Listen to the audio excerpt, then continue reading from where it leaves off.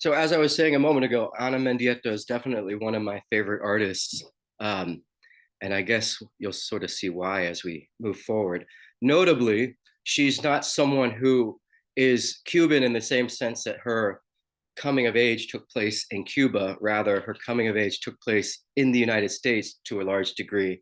But she's someone who is kind of like Wilfredo Lam in the sense that she spent a lot of time outside of Cuba and is sort of a kind of an opportunity to see how a Cuban reacts to things going on in her own country, and or an opportunity to look at the wider picture of the art world in the 1970s and 1980s, because that's an important period that offers a kind of counterpoint to what's going on as Cuba develops into a communist country with a different approach to art.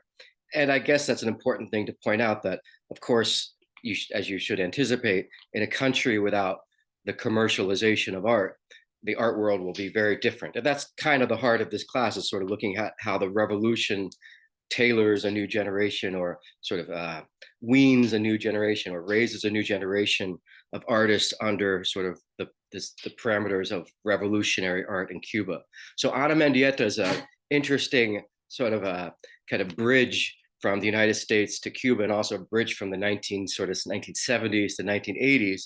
And I think her life offers an opportunity to, again, to look at the larger picture of the art world, but also how she sort of navigates her sense of Cuban identity as someone who was basically exiled from Cuba as a child. I'll get into that in a moment. Um, and here she is. You can see her. She does a lot of performance art and a lot of, and what you might call masquerade. And I'll get into some of these elements of art from the 1960s and 70s and 80s in a moment. I just want to show you a portrait of her so you can get familiar with her. And I think there's immediately you get a sense of how playful and fun. She's definitely, I think, enjoying some of the kind of, you could call it masquerade. That's definitely a term that we're going to see today, that comes out of, I think, a lot of feminism and performance art in the 1970s. And I think the idea is performing identities, performing roles, making your art about how we have these sort of outer markings of gender or race or identity. And I think also treating the body as sort of a canvas is something that's also going on here when she's playing around with the facial hair. We'll get back to this in a moment, but these are some pictures of her. So you can get a little more familiar with her. Hopefully you had a chance to see that documentary. There's some very interesting moments in it that I might refer to. So as far as the sort of wider picture of the art world, these are definitely some of the major currents in the 1970s. I'm excluding some, of course, but I think it's important to note sort of how these trends relate to Cuban art, especially performance. We're going to see in the 1980s, performance art becomes a big deal in Cuba. And I think you'll also see minimalism is something that's also kind of a major part of the art world in the 1970s.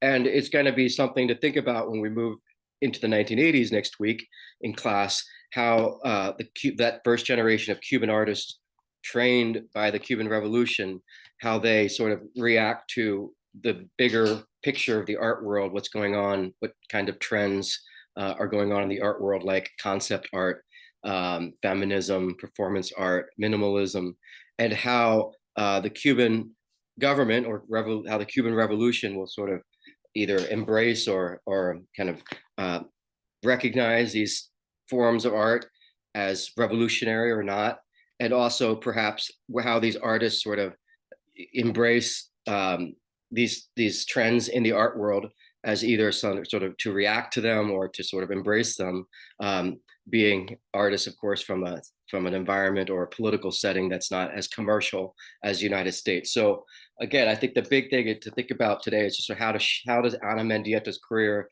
tell us, what does it tell us about the art world as a whole in the 1970s? And then, of course, how her artwork is a sort of a little bit of sort of a bridge to Cuba, but also sort of from the perspective of a woman who's been exiled by the sort of political realities of Cuba and her effort to restore some sense of connection to Cuba. And she has a very interesting life. I don't want to spoil it for you. I want you to kind of look at her art on her own terms before we get to the sort of last chapters. Have any of you seen Ana Mendieta's art before, or is this the first time you've seen her art? I'm curious to know how well, sort of how well known she is.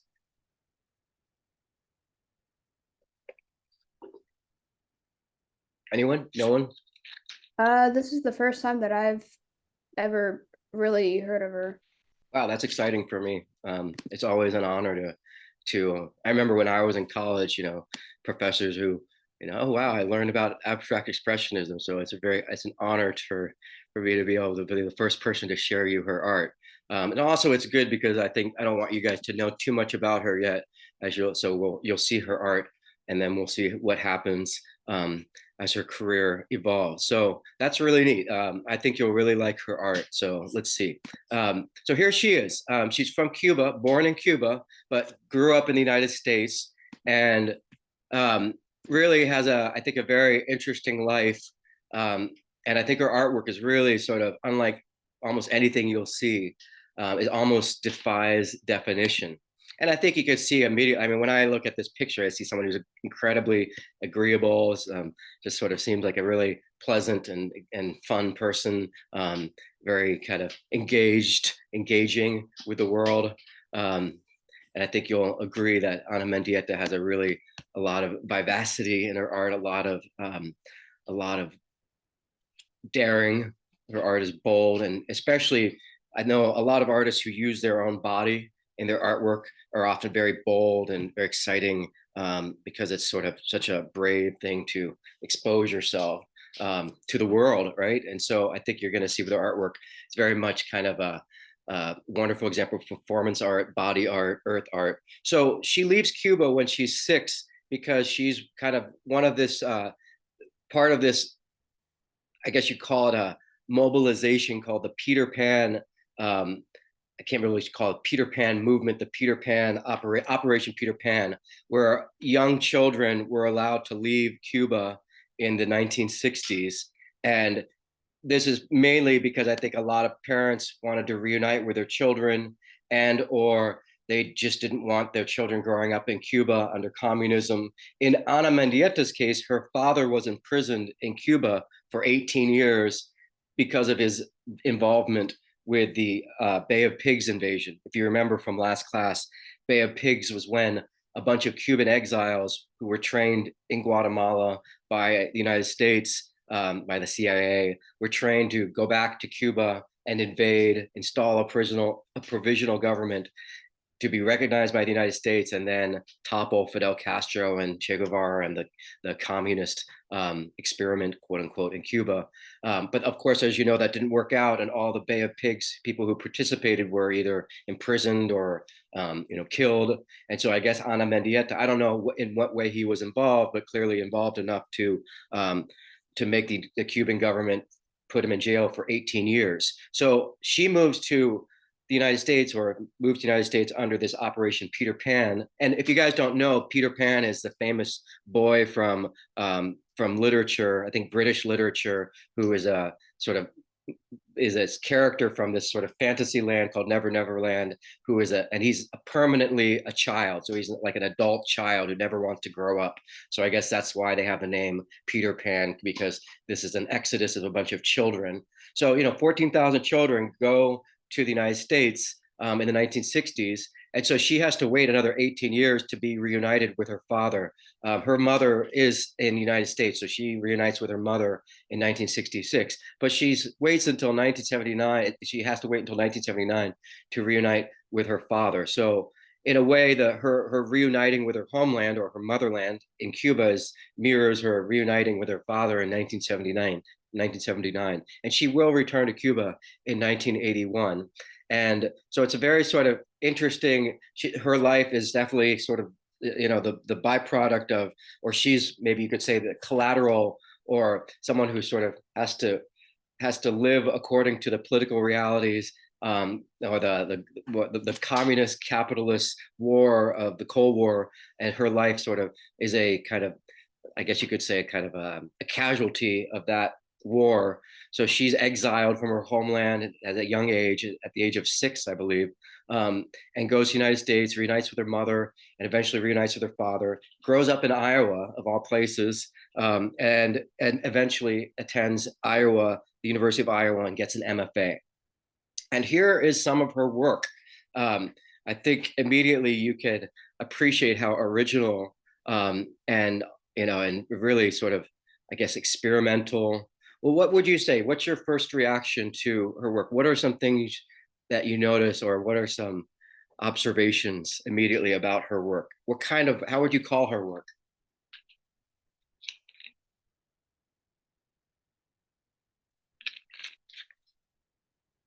It's tricky, right? Because she's not involved. Her she is in one of them, and her body is involved. But it's sort of like, is it landscape art? Is it earth art? Is it performance art? Very visually compelling, Julian says. I agree. It's really, there's something wonderfully primal, like almost pre-cultural about it, or very like so natural that it's like she's removed from even like all the sort of concerns we might have in the art world. Yeah, cave paintings. Yeah, someone said they remind them of cave paintings. Yeah, you notice, the top one.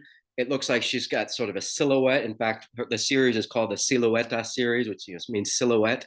Silhouette, of course, is the contour of the body, and so she does use her body in some of the works. In other cases, she's making a reference or print to her body. You could see blood. It looks like blood, or kind of paint that's meant to resemble blood. You notice a lot of the bodies are in the ground, so there's almost a sense of ritual or death. And of course, she's playing with the elements and sort of using the body as the one recognizable form that, upon which these elements are kind of allowed to, I guess, sort of coincide or coexist. So this is just a nice little sample of her work, and we're going to see how kind of her whole career evolves, from kind of what you might expect more. I don't know if you want to call it kind of conventional performance into what you see here.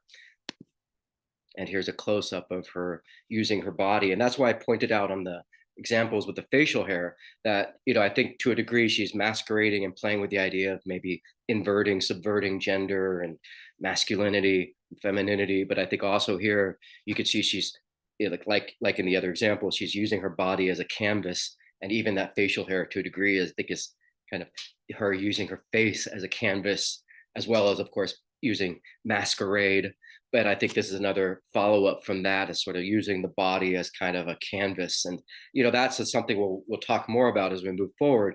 But I think it's an interesting thing to consider, how using the body is something we all, of course, relate to the body. But, the body out in nature, removed from society with no clothing on, it sort of, you're removing yourself from civilization, and you're kind of, removing all of that, the outward signs of status and maybe even gender or identity, when you kind of, bring the body into the wilderness like that. So these are some of the things I think are really compelling about her artwork. And we'll see these again. I'm just giving you a sort of a bird's eye view of some of her work.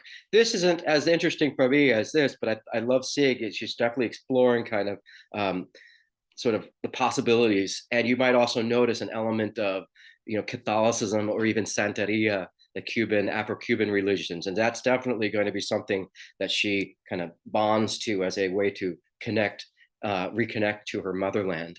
And again, using her body as a sort of canvas and exploring the possibilities of merging her body with the landscape, with the environment. And you might notice, or you might realize that already, that we're looking at photographs of what you might call performance, or a sort of site-specific body art.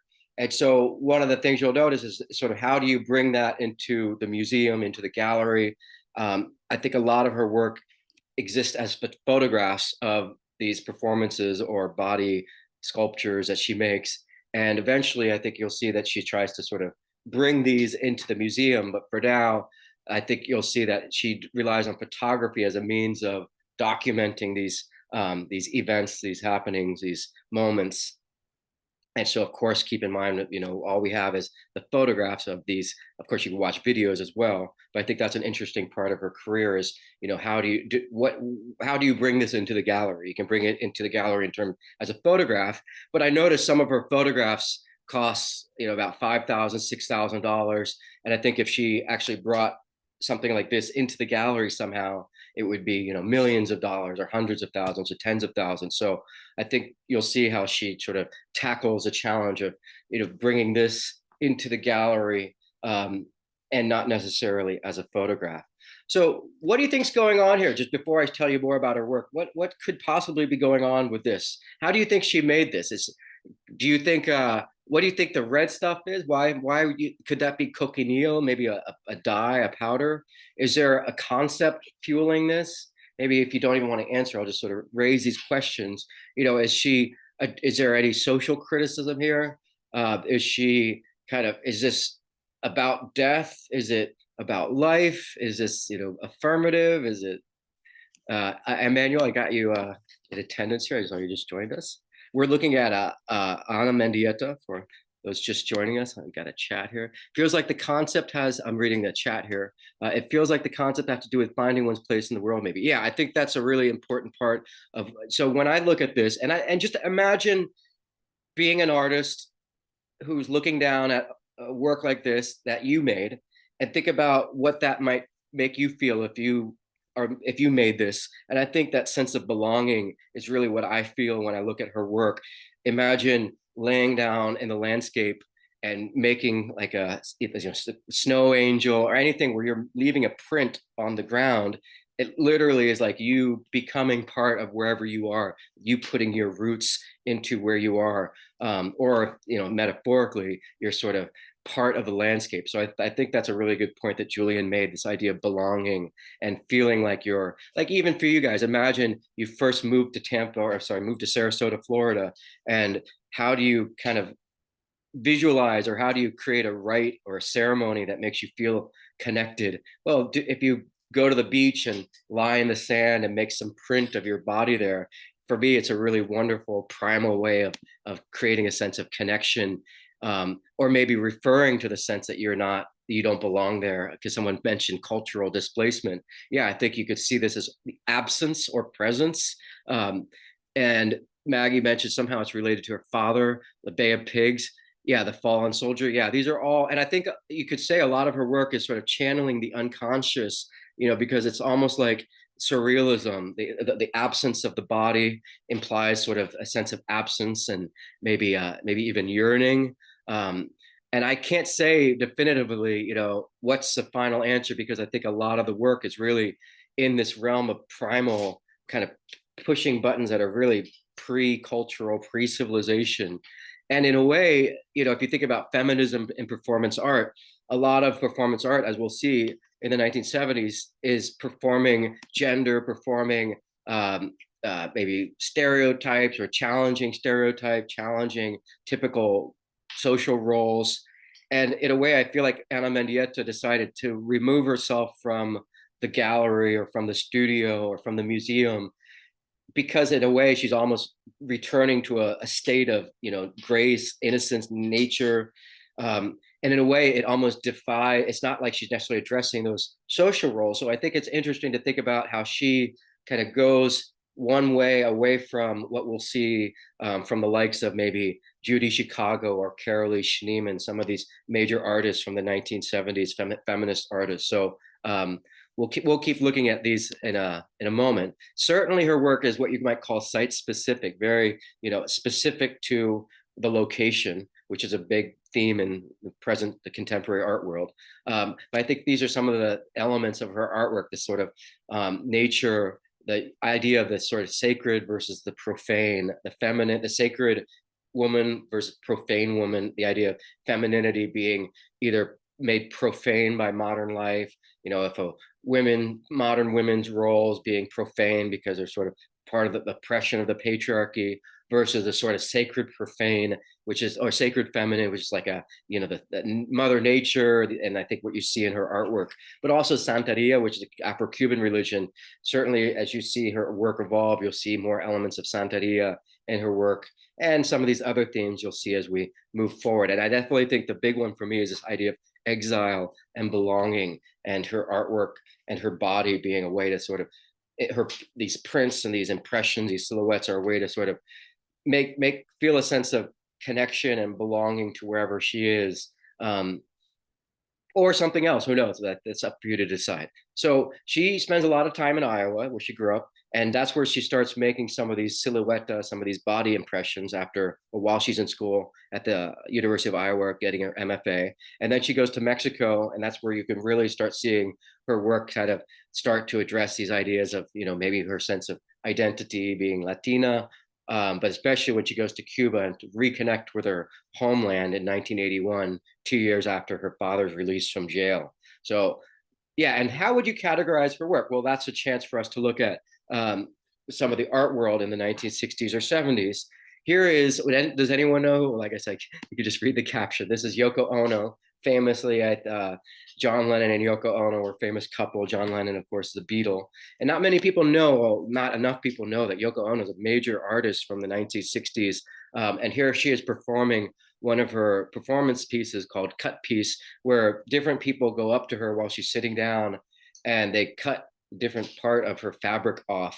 And this is a very major piece of performance from the 60s, which, and you can think about how it might relate to the idea of making the audience uncomfortable with violence, and maybe the body as a sort of way to broadcast, issues related to violence and or maybe humiliation, or just even the idea of kind of the female body as a place where society is sort of carving it up into pieces. So there's definitely it's uncomfortable to watch someone cutting off pieces of clothing on someone else, and I think that's the whole nature of the work of art she's doing. And you can watch this online, by the way, if you want to see the video. There's many samples online, but this is certainly one example of artwork from the 1960s, which is a departure from any of the artwork we've seen throughout art history. Maybe you could say some of the early surrealist art in Europe, in before World War I, around the time of World War I, starts delving into performance, the surrealist, sort of Man Ray and others, Duchamp. But I think really in the 1960s, after World War II, during this in the United States, that's when you really see feminism and performance art, or a kind of ally with this sort of vital and vibrant new sort of art scene. And performance will become, like I said, a major part of Cuba's Cuban art, the Cuban art world in the 1980s. So here's another example of performance art in the 1960s by Carolee Schneemann. And I just want to point out this sort of use of the body, and this sort of using the body to explore gender roles, and or maybe just using the body as if it were sort of a medium in art, like pushing paint around a canvas. And I think you can appreciate there's an element of play and comedy and fun, but also at the other extreme, there's a lot of sort of rage and anger. And you see that, I think of this quote by Judy Chicago, talking about how performance can, as she says, can be fueled by rage in a way that painting and sculpture can't. And that's really, that's a very powerful quote, because you think about maybe channeling the rage of perhaps, anything from commenting on maybe sexual assault to, who knows, war or any kind of violence or oppression. And yeah, it's one thing to maybe channel that into a painting or a sculpture, but performance really has this, you have this almost opportunity to push buttons and to question and challenge ideas of maybe playing roles and your own body as a source of identity and or vulnerability. And there's a whole range from rage to play and comedy. And I think you could see that perhaps in this example by Carolee Schneemann, more of the sort of rage, perhaps in terms of women playing sort of domestic roles. She's playing with the sort of idea of an umbilical cord, reading sort of off like the umbilical cord like a ticker, maybe in a horse race. So she's definitely performing gender roles. She has an apron on up above. And I think this is probably more typically what a lot of people know performance art kind of are familiar with from the 1970s. A lot of blood, a lot of sort of rage and anger, because it's driven by feminism, which is challenging the sort of traditional gender roles. and really sort of looking, challenging society as a whole. And this all, of course, goes along with modern life in general, sort of reinventing sort of human life as we know it, either in terms of, invention of birth control pills, the sort of blurring of boundaries between the gender, and everything that we've kind of experienced in the last 50 years. It's just sort of kind of postmodern existence. So performance art is very much sort of this post World War II sort of um, reinvention of the art world by including performance into the art world, and kind of you could say it's a critique of the institution too, a critique of the institution of art being very sort of male driven. And I think you see Anna Mendieta here, and I'm sorry I didn't have a sort of warning about graphic content here. This is one of her photographs in the 1970s where she's addressing a woman who was raped by female student was raped by another student on the Iowa college campus. It reminds me of another woman I think at Columbia University, who went around wearing with a mattress on campus, a mattress, and the mattress was a way to represent the sexual assault that took place between a woman and a man who assaulted a student at Columbia. And that was her sort of performing or sort of addressing that assault and reminding everyone about it, and addressing the issue of sexual assault on campus. And I think that, Ana Mendieta is one of the people who sort of, I think early on, she definitely kind of embraced performance art as a way to address either issues related to women and or violence and or oppression. So definitely you could see her, she's kind of channeling performance or using performance as a way to address social issues or issues that are maybe unable to be tackled by painting or sculpture, more traditional media. So here you can see, I think, some of that element of fun and play that I think she kind of shifts to, or at least she embraces with some of her early work from the University of Iowa. For me, I remember photocopy machines and playing around with photocopying your face. It definitely reminds me of that. But I think she's having a lot of fun here, treating her face as kind of that we have a lot of software, and I mean biological software, that sort of treats the face as a place with uh, a lot of emotional charge. And so I think, like the pictures we saw where they're playing around with facial hair, I think she's sort of enjoying or experimenting with sort of what happens when you distort the face. And I think ultimately for more comedy, sort of fun, at least I feel this is a lot more kind of her fun side, her enjoying kind of being a little silly. But I think there's also kind of using the body as a canvas, like I said earlier, sort of playing around with, vulnerability, sexuality. Because I think here she's sort of subverting female sexuality, the idea of the male gaze, or kind of the female body as a object, sexual object. Here, I think for me, it feels like she's definitely subverting that by just treating the body as something that could just be kind of like a child might, when you're sort of discovering your body and just sort of seeing what happens when you do things to your body. And it's sort of like doing it as an adult is sort of like, feels almost like maybe you're crossing some boundaries. But I love the idea she's using this glass pane and just pushing it up or got different parts of her body.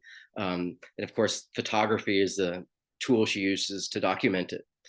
And here, it looks like she's really embracing this idea that we see with others like Carolee Schneemann, kind of performance and masquerade. I can't. What is she actually doing here? It looks like she's got a wig on and maybe some kind of facial gloss, some kind of gloss that's maybe makes her look more perhaps like a celebrity, like Marilyn Monroe. And this is definitely an era of photo booth photos. So I remember going into photo booths, taking pictures, and but this idea of masquerade was very sort of big in the 1970s. Again, likes of Carolee Schneemann, Cindy Sherman, and it's basically sort of performing identity, performing gender, performing social roles. And yeah, I think again, you could also see this as treating the body as a canvas with all the texture. And I don't think she's making any reference to Fidel Castro, or maybe subconsciously. But I think in the 1970s, masculinity, if you look at any pictures or Hollywood movies in the 1970s, a lot of facial hair, sideburns. So I think she's kind of subverting this sort of extreme masculinity that you see in the 1970s all around the world. And of course, in a time of pop culture and the emergence of more kind of pop culture, branding masculinity, branding femininity, and I think she's definitely an artist who's very provocative and a provocateur. And this is someone who she ends up meeting in New York, or eventually someone she marries, named Carl Andre. And you can see he's got that beard, and we'll see a lot more of him in a moment. But I think you can appreciate that she's sort of treating her body as, in a way, like someone like Cindy Sherman's doing here, as like a canvas upon which you can masquerade different roles. I think Cindy Sherman here is dressed up as Lucille Ball, who's a famous character from the Lucille Ball show. Was it I Love Lucy? And she was married to a Cuban American. I don't think that's just a coincidence with Ana Mendieta.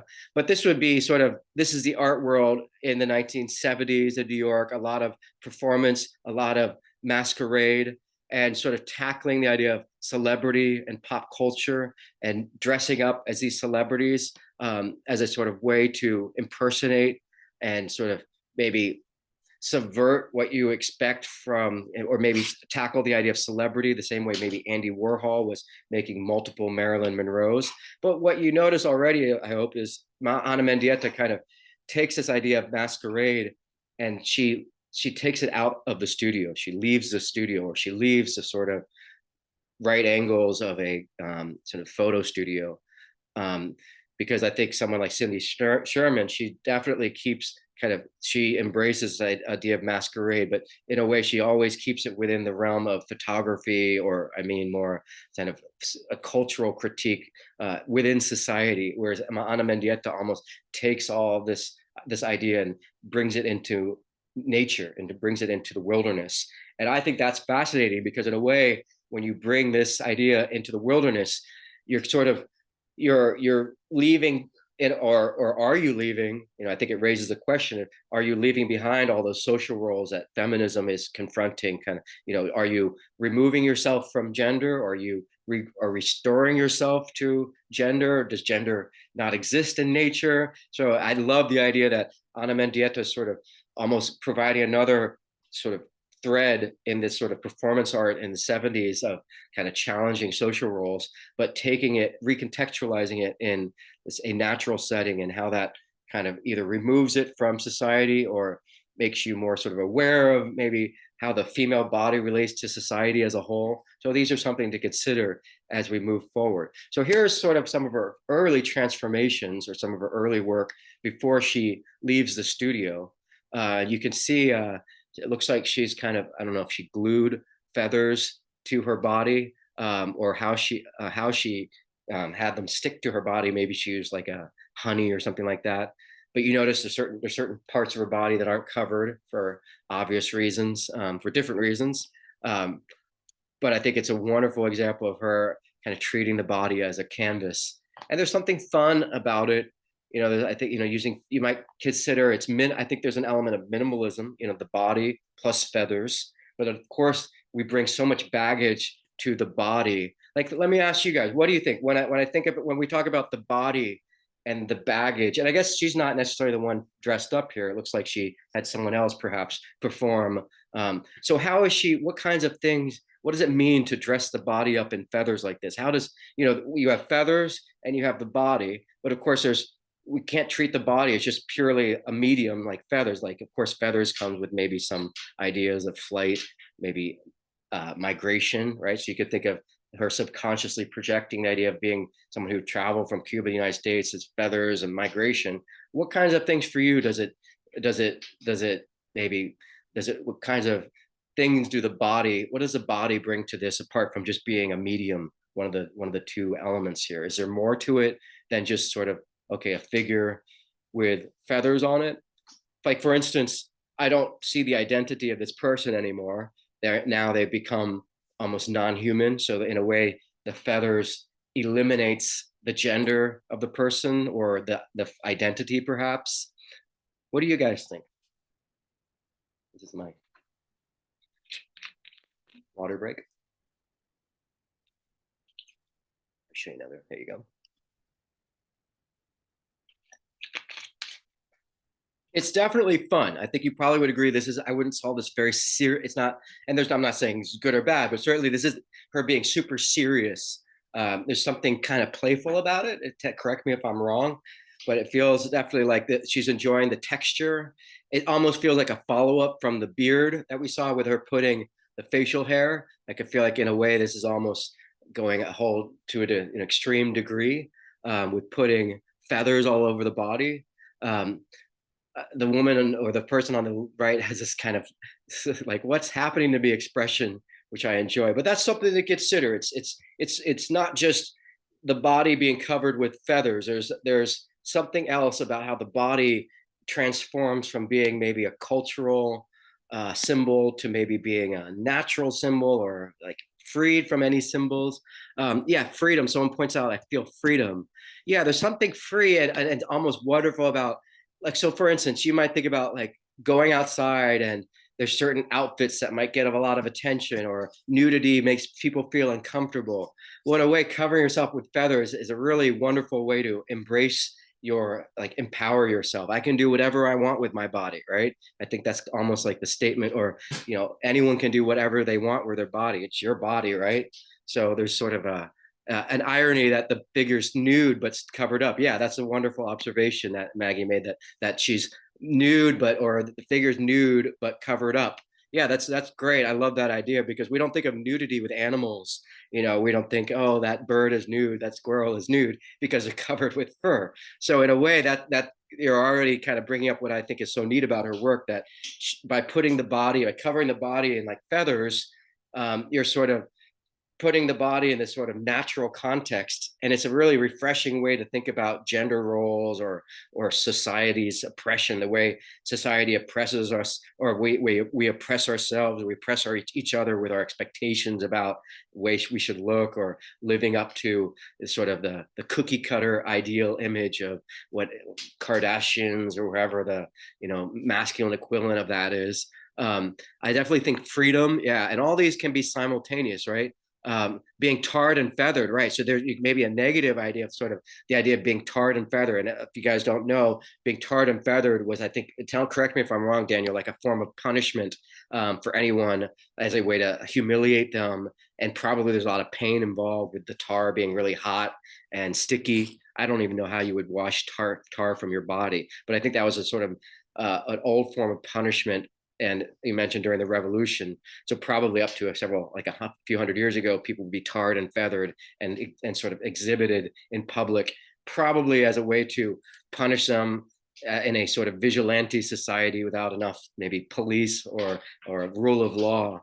So yes, I definitely think this is sort of related back to the idea of being tarred and feathered. Yes, as well as Americans attacking. So was that what happened during the British tax collectors during the Revolution? They tarred and feathered the tax collectors. Is that what happened, Daniel? I'm not familiar. Okay, so that was a way to punish if you guys don't know, the American Revolution partly was based on taxation, no taxation without representation. So I guess, and correct me if I'm wrong, Daniel, that tarring and feathering the British tax collectors was a way of saying, no, you can't tax us unless you give us the ability to be represented in politics, which of course is the reason why they revolted against England. So yeah, I guess that occurred all the way up to the American Revolution. And I would not be surprised if this is the kind of stuff they used in Jim Crow. This is almost like lynching. Maybe, this is similar idea of kind of public display of vigilante justice. Of course, you have to feel bad for the bird, who also has to suffer in the name of this. I'm sure in this case she didn't pluck feathers from a bird, but probably bought the feathers, probably for like pillows, or who knows, maybe she made the feathers. They look like real feathers. Let me see if there's any other comments here. Yeah, so really cool observations you made about sort of this idea of nudity and tarring and feathering. And here the figure is totally covered, and I think that idea of freedom is really key. I can't remember who said that, but let me see.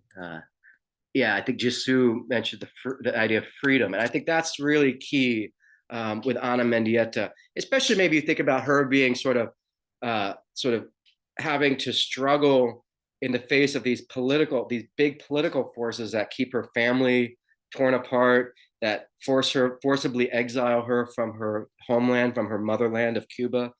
Um, and so maybe performance art is a way to create that sense of belonging and freedom and autonomy, um, when you're sort of when you feel maybe that you're at the mercy of forces that are larger than you. So there's a few elements of performance as a whole, and of course there's exceptions to this, and it's maybe it's inadequate to try to figure out all the to reduce all of performance to several key ideas. But I think as far as just kind of getting you familiar with some of the range of performance art, one idea is it's choreography or improvisation, and I think we saw that a moment ago with Carolee Schneemann, and sort of the choreography of gender roles, of I think in this case a choreography of being a woman in the 1960s and being oppressed by gender roles that keep a woman to domestic duties. It looks like she's probably reading literally from a script there in the middle. So the idea of choreography and reading a script. And yeah, it's wonderful. A performance art is, definitely kind of starts blurring the boundary between theater, performance, and, traditional performance. But I think it's so important for the modern era to come to terms with this idea of, we're all sort of performing, we're playing these roles, and the body is such an obvious sort of like kind of epicenter for performance, whether it's sort of how do you perform vulnerability, how do you perform strength and confidence, how do you perform masculinity, how do you perform femininity. And so it really goes right to the heart of these questions of kind of social constructs, and how do we sort of create gender from out of nowhere in our heads, and the sort of cultural aspects of gender and role play. And it's not just gender, it's maybe power, dominance, control. There's a lot of wonderful performances out there that are definitely not just limited to gender, but that's, I think, a key contribution of feminism is sort of performance art, and understanding that the body is almost like this unrecognized source of kind of control and or kind of value judgments, identity, and exploration of the body is something I really think you see with Ana Mendieta. And I think, again, you can't separate all these things, because you could say there's an element of choreography to exploring the body as a way to maybe tackle some of the choreography of how we sort of perform, being an adult versus being a child, performing being woman, man, or neither, or both, either or something else. And I think you see that with some of Carolee Schneemann's work, really kind of the public spectacle of the body. And, maybe people watching, the voyeuristic aspect of people watching other people do things, experiment with the body. There's a certain kind of freedom that transmits, like, you could be doing this, you can explore your body. And there's a certain kind of subverting of what you expect as maybe, I think often, for example, people sort of assume the female body is a source of sexual objectification, and any effort to sort of subvert that is really a refreshing, wonderful way to recalibrate that compass, so you realize that all of us are human, and underlying this is sort of all of our sort of performances is sort of is our humanity. And in a way, our humanity is sort of the casualty of a lot of the choreography we superimpose, and sometimes we do things that we know we shouldn't be doing, but we're just sort of following the script, or we're following the choreography. So there's something wonderful, and sort of it throws everything upside down when you use the body and subvert the sort of expect that which is expected. And you think you see that element of play and fun in Ana Mendieta, as far as subverting maybe the sort of not trying to make herself pretty. It's just like kind of gruesome here, but also it's sort of fun. It's almost like what a child would do with photography. We've all done this with the photocopy machine. And of course, this idea of kind of pain and sex and kind of making you feel uncomfortable. We saw that with Yoko Ono's Cut piece. Is sort of the audience watching a performance. You looking at a photograph of Ana Mendieta, or her silhouette, and how that sort of how it relates to you as a spectator. And something like this, especially, you can see this is one of, and she has a lot of these are of her work is videotaped or photographed. In this case, this is an early video of her, and I'll show you kind of how this kind of plays out with the blood dripping down her face. And you see definitely a lot of this in performance art in the 70s, use of blood, And that's not just with feminism, also with other artists like Paul McCarthy from can't remember, it's McCartney from California, I think it's McCarthy, but sort of liquid. He does a lot of stuff with liquids, and there's something unnerving and grotesque. In this case, the idea of violence, but also, of course, menstruation. The idea of woman experiences blood once a month, in traditional sense, and kind of in this case, I think you can't kind of overlook the element of or the use of blood as a way to claim her femininity or embrace kind of aspects of femininity. But of course, there's maybe an element of violence, the head bleeding. It feels uncomfortable to watch sort of someone bleeding. And I think that's the reason why you see some violence in performance art is because they are so the artists are using blood as a way to sort of, challenge the idea of maybe that, like I said, the script or the choreography. Blood is sort of this visual representation of, well, what do you tell me? What might blood, apart from maybe menstruation, what else might blood? Does it feel? Why does it feel uncomfortable to see someone like? What is it? What about this? What is it? What buttons? Because we see this, and it's not meant to necessarily be real violence. Like, I don't think we're meant to necessarily assume. You could, but I don't think you have to assume that she's been beaten up. So in a way, she's masquerading here as like a victim of abuse, or maybe not that either. Maybe it's just the superficial appearance of violence. But that's something for you guys to maybe think about. What kind of, this is sort of like Cindy Sherman playing Lucille Ball, but instead of Lucille Ball, now we have sort of bloody, beaten up woman, or beaten up artist, and you could see this as equivalent of the beard that she put on. Maybe it's just paint, but to put the paint on her face in this way implies that she's been beaten up. And so I think this picture is a great example of what I was just talking about, this idea of making the audience question your agency and what's going on. Because when you look at this, not this one so much, especially like this, you definitely feel like, okay, a battered woman or violence, she's looking right at you. And it's definitely pushing buttons where you want to sort of, it's like you want to kind of create a sense of moral clarity out of this. Like, okay, hold on, how do did I do this? Am I complicit because I'm looking at a photograph of it? And I think that's really fascinating and wonderful. In a way, it reminds me of like bystander syndrome, which is an important kind of thing that people recognize in the 1970s.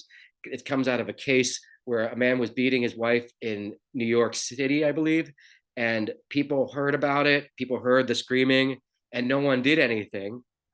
And as someone who's lived in New York, yeah, most people don't run to people's aid in New York City, because that's the sort of reality, the alienation of living in a bigger city is most people don't know your name and you're sort of anonymous. And no one called the police to report the domestic violence back in the 1970s.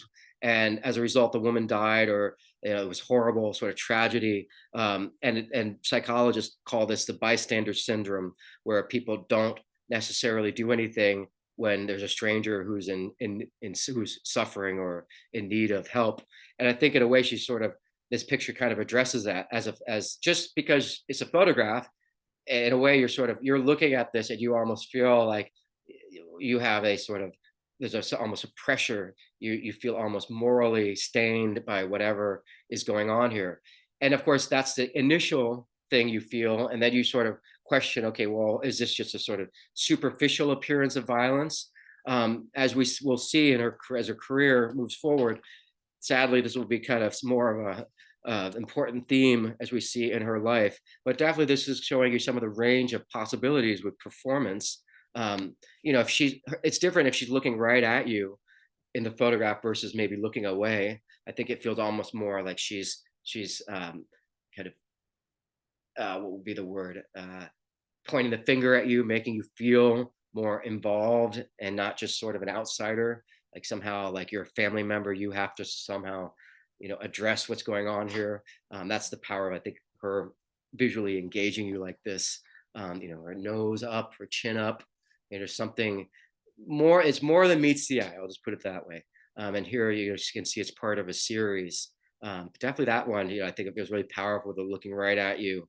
That's that of comparing that with maybe the others for me. So that's the one that really kind of achieves what we were just talking about the most and the most effectively.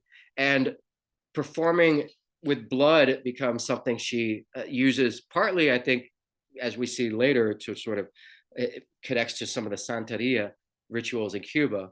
But I think also, as you saw earlier, she was sort of addressing the student who was raped on campus and the idea of blood and femininity, maybe menstruation.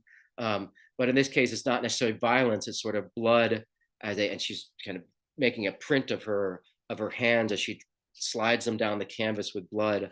Um, it becomes almost like the performance of violence is now on the canvas on the wall rather than on her body. But of course, she's using her body to make the mark, so it's almost like a mirror image of what she's doing. And I think that made an interesting question as we look at more of her art is sort of this idea of the modern feminine, this sort of pre-modern, because I think of feminism as a whole, sort of looking at the script and the choreography of femininity, and then Ana Mendieta sort of refreshingly taking her body out of the studio, bringing it into Mother Nature, into the wilderness, and seeing how that recontextualizes the body and identity is really fascinating. Um, so this idea of the body being holy, not profane, is very interesting to me. Partly because it's almost a weird kind of, when you think about Christianity and religion, there's no comedy in religion, and the body is usually treated as like a sacred place. Um, but also, you think about modern life, the female body is definitely kind of, a subject of of extremes, from the body being a subject of an object of sexual objectification to the body being a source of empowerment and sort of identity and individuality. And of course, in the modern era, in a lot of ways, the body is a sort of subject of social pressure. Your body becomes more kind of a puppet to other people's puppet strings because we're on social media, we're subject to other people's standards, probably more so than ever. And in a way, kind of returning the body to a state of kind of nature is a fun or interesting way of seeing whether those puppet strings get cut or how that again recontextualizes the body. And so she had a lot of comments about sort of her artwork, this idea of the body and bringing it into the landscape. And I think, for you, it's up to you to decide in the end, I think, what is the sort of heart of her artwork, because, well, I don't want to spoil it, but her career is cut short a little bit.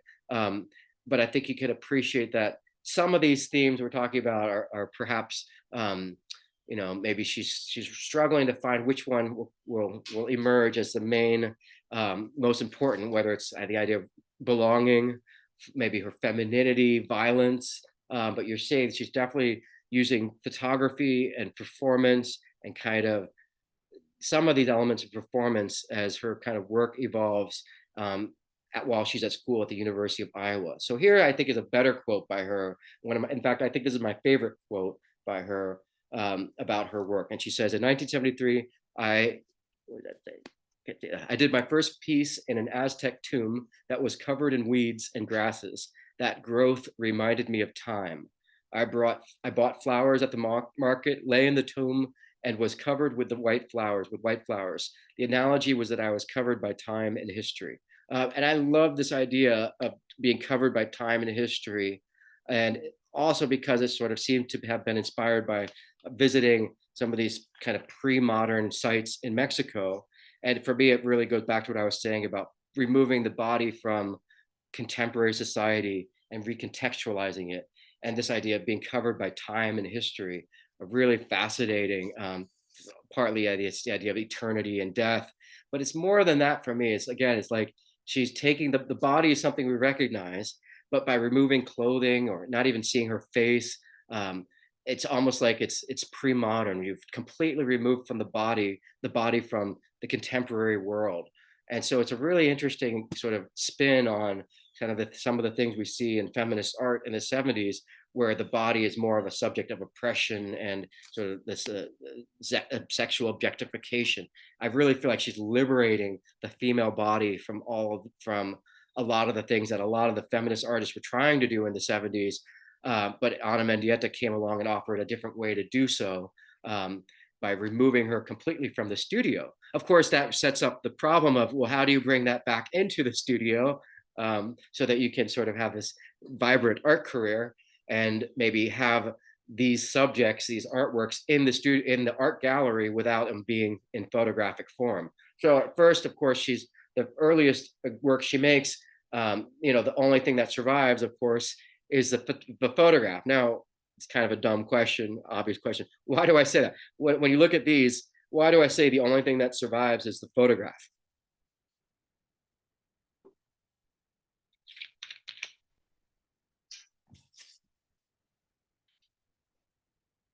Yes, Maggie. It's because the sand by the shore just doesn't last forever. Right. This is sort of a almost like a meditation on impermanence, right? And this is why I highly encourage you guys to take the mantle of Ana Mendieta and go to the beach in Florida and do some of this, because not many artists are really doing this. And you would think there would be a ton of artists who are using this kind of, copying Mendieta, or running with the torch. Um, because yeah, and it's sort of, it's in a way, it's artwork about the environment as well as about the body. I mean, we recognize the human shape here. If you watch some of that documentary I sent you, her sister and her, while they were growing up in Cuba, did a lot of uh, sculptures on the beach as children, like all children do who go to the beach. They build sandcastles, they play with, burying herself in the sand. So I think to a degree, some of this is her returning to that memory from childhood of innocence and fun with her sister on the beach, and exploring the body, exploring the texture of the beach, and this idea of impermanence. But I think it's much more than that, of course. It's sort of, again, that sense of belonging, but it's also that she's definitely combining that with some of her training in school with feminism, performance art. But of course, this washes away. You can't make this permanent. You can't bring people to the beach to see this artwork. So photography or video is the only thing that will sort of preserve this. And I think, that's beautiful. It's a wonderful meditation on impermanence, like I said. Of course, eventually she might want to figure out how to bring this into the gallery. But for now, I think it happily exists in photographic form as just sort of evidence of the silhouette of her form that eventually vanishes. And that's different than being, covering herself with flowers or with other things. So this is, she's definitely, you could see she's exploring the possibilities, and it's a very wide range of possibilities, from photographing your body covered in flowers versus maybe doing a silhouette of your body with nothing on it. So let's keep looking at some of this. This is all from her Silhouetta series. I'm pretty sure these were all done in Iowa. And so I'm not sure if this is on the Great Lake. You guys have to correct me if I'm wrong. If Iowa maybe isn't, I feel like Iowa might not be anywhere near a body of water. So I'm not totally sure if this is, if these were maybe done on a lake in Iowa, but I know a lot of her Silhouetta series were done in Iowa originally. And they kind of remind me of the Taino symbols you might see in Cuba. And I do think she's definitely, if not in these cases, eventually she'll make a connection between some of the kind of iconography of either Aztec or Taino symbology, and or Santeria, and some of the where her work evolves, as we'll see later on. So putting her body in nature is definitely one element of this sort of formula. Photographing it, but there's a range from this. Photographing herself in a lake is almost kind of a pre-Raphaelite. What's her name? And Guinevere in the lake, Lady in the Lake, right, from King Arthur. The feminine body in oh, thank you, so Julian. I feel like so dumb, right? Ophelia, thank you. Ophelia is from Hamlet, right? Yes, good. Thank you, Julian. I can't. How can I forget Ophelia? Yes, Ophelia underwater. But it's more than that, right? It's obviously not any literary represent. In a way, Ophelia just goes back to the same idea. Something about the idea of sort of being in the water, and maybe, why is nature referred to with the female, mother nature? And it has to do with maybe nourishing, the idea of kind of a life giving life. um, and as we'll see when we look at the artwork by the man who will become her husband, his artwork is very different than hers, as far as like right angles, and not at all organic. And I'm just showing you the range of possibilities, from putting herself in a body of water and photographing it, cover herself up with flowers, or someone else with feathers. Or you notice we've now left the studio, and this one has the same similar texture to covering the body with feathers, uh, how we have flowers, and this definitely kind of it looks like posies. I think posies, maybe not. Maybe peonies. But the idea of kind of almost like a Catholic ritual, or it definitely kind of approaching some kind of like ceremonial aspect of, or even death here. Of course, flowers as a way to remember the deceased. But I think for me, even though there's definitely, you can argue that there's an element of death to a lot of her work, I don't see any of these pictures of like I'm looking at a cemetery or like a tombstone or any like a buried body. It's more like she's using the ground as a sort of as a print to you to make a print, just like you use paper, like almost like a recognizable body. But I don't see any of this as like a body that's been interred or buried underground. Although she does seem to be playing with the idea of kind of the ceremony of maybe death or funerals, and to mark it off with this sort of border definitely is another sort of uh, you know ex- her sort of experimenting with what if I create a silhouette of a body, and then what if I fill it with flowers, and what if I make a ring around that as a sort of ceremonial kind of addition to it. It's not like, is this a decoration? Like I don't think I would ever call this like, oh, she's decorating this figure she's made with a kind of ring, or the square of, in a way she's sort of making a canvas, like isolating this into like a work of art. um let's just see more, and then we'll take a break in a moment. So for me, I love this. This almost reminds me of an artist we'll see next week, a Cuban artist named Elso, who does a lot of sculpture and anything with natural. She definitely embracing elements that are natural. I don't see anything that's steel, metal, no right angles. Um, and that sets up this question of impermanence. The artwork maybe has to live in nature, and it almost by definition can't be in the gallery unless it's in photographic form. Of course, in this case, she's putting this sort of little figure into a sort of human cultural sort of niche. So here she's, I think, sort of, I think she's asking, what if I do this? But there's a certain main or a sort of common denominator or a motif, which is the body in this sort of state of grace. Well, let me ask you guys, what is it about the body, and maybe not this shape, but this shape with the hands up, like this kind of, why have the arms up maybe versus down? That might be something to think about. This, is that just the minimum you need to make it recognizably a human body? um yeah, what do you think?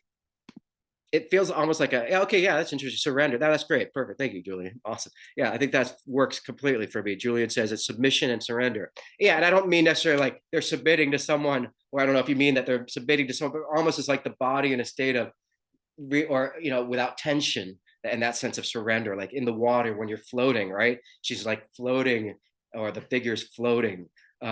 See, someone else said, yeah, I love that surrender to nature. Yeah, and if you think about surrendering to nature, especially Audrey says surrendering to nature, especially if you compare that like feminist performance art, it's never about surrender. In a way, she's turning surrender into something empowering, and I think that certainly for me gets closer to the real joy and wonder and mystery of her, and holiness of her work. That this idea of surrender and like a state of grace is almost being like empowerment, like because I don't think typically Cindy Sherman isn't surrendering in her pictures, Carolee Schneemann isn't surrendering, Judy Chicago isn't surrendering, but Anna Mendieta has turned like this physical surrendering into almost like a form of liberation, which is wonderful. I think you can see she's sort of asking, what if I make this body and put it here? What if I make it out of twigs? But each time she's photographing it and documenting.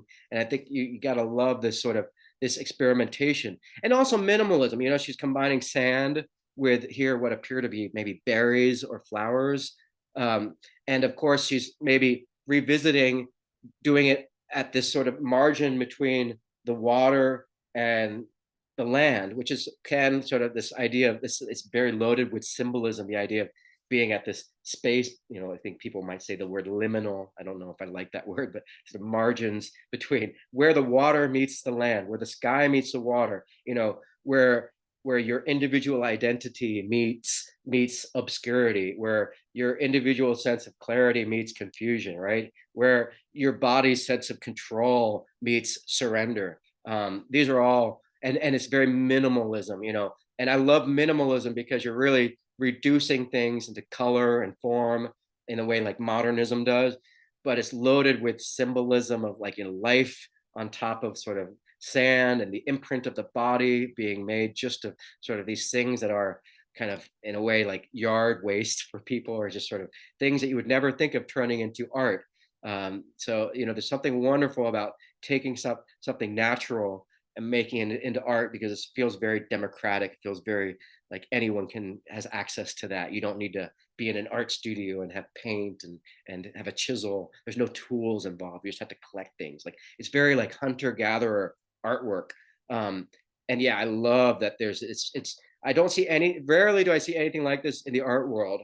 And I think it might be a sort of a criticism of it might betray the fact that the commercialization of art, we're so interested in technology and the newest gadgets like artificial intelligence. Whenever I see someone show me artwork made by AI, it almost invariably inevitably looks like a really elaborate screensaver. um, and for me this is as opposite to AI art as you can get, because we're sort of looking at artwork the way it might have been before the sort of modern era. And it reminds me of some of the things that Wilfredo Lamb was saying about how maybe the MoMA doesn't allow for folk art, or how Western art doesn't really embrace folk art, or even just sort of art that's not meant to be sort of part of this status or hierarchy or within art history, capital A, capital H. And this is, even if this, reminds me of Burning Man, where they burn the effigy of the man. Yes, the Wicker Man, the idea of sort of, what would you call it? Sort of maybe pre-Christian, pre-modern, art that you would still find in a lot of places of the world, which maybe is related to religion, or maybe fertility, or coming of age. Wait, they might think of getting a tattoo as a modern thing, but also a tattoo. Like when I was in high school, when I worked for the newspaper, I did a whole center spread, a whole 2 pages of the newspaper dedicated to coming of age rituals around the world, and looking at piercings and tattoos. And you discover that around the world, young people use tattoos and piercings and all kinds of sort of coming of age rituals to become an adult. And I don't think in the United States we have much of that. You get a car, maybe you start controlling your body, but there's an element of that certainly. But I think all that derives from a sort of ancient pre-cultural, pre-civilization age, when you would commemorate or demarcate the passage from youth to adulthood with maybe a ceremony or with rituals, or artwork with maybe something that related more to kind of some of these rituals of life that maybe now we don't have, because we have a lot more comforts and creature comforts, or don't have such a kind of sense of struggle in the face of nature. In a way, we've sort of mother nature, or nature isn't sort of this source of adversity that's a constant source of struggle for us, at least here in the industrialized first world. And yes, Santeria, Aishu mentions that Santeria, yes, right now at this point in her life, I think it's might be more of a subconscious thing, if not, although it could be conscious. But definitely as we move forward, you'll see her embrace of Santeria becomes a very conscious thing, especially when she returns to Cuba in 1981. What we're seeing right now is still artwork from the sort of early 70s, where I think she's really exploring what she's really done here. She's left the studio. So that's the first takeaway. Like, she has left the studio, but she's brought the camera with her. And just by leaving the studio, she's sort of discovering a whole new kind of an unlimited scope. The sky's the limit. The ground and the sky are the limits, right? The horizon is the limit. And so she's experimenting, exploring. Like here, like what if she includes like the contour of a hand with the human body, and then takes a photograph. And I think then she evaluates the sort of merits of each of these sort of impressions, and then plans for her next work accordingly, all the while sort of retaining some of the knowledge of what happens if she does this, and sort of carrying that forward, and sort of really kind of streamlining what she thinks is sort of her own sort of personal visual vocabulary, and or maybe personal kind of iconography. So especially when you get here, I see some really big leaps forward. What's going on here? How do you think she made this? because this is a little different than the last ones we saw. What would you say is this sand?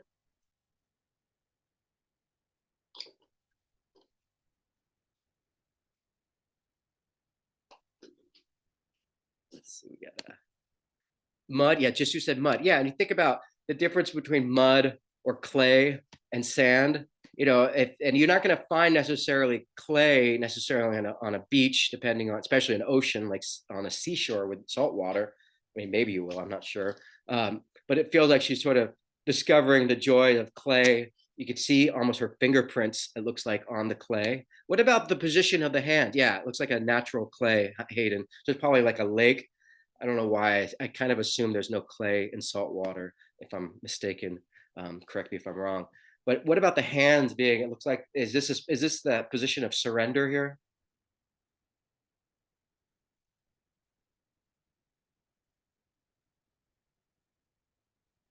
Not quite, right? Maybe the breast. Maybe in a way, her hands almost kind of delineating with the breast. Oh, praying. Yeah, that's great. Yeah, so glad I asked you guys. That's great. Yeah, praying. Yeah, having the hands, and that goes to like what's so wonderful about the bot. Just very simple little change, but it's different if you do it with a stick figure, right, versus clay, because now you're sort of like molding the body out of the raw material of nature, right? You're not using like industrial materials, you're using raw nature. And so, in a way, any little gesture you make becomes just all the more kind of archetypal or mythological. So, yeah, hands together is like praying, hands apart is like surrender. Yeah, I love that.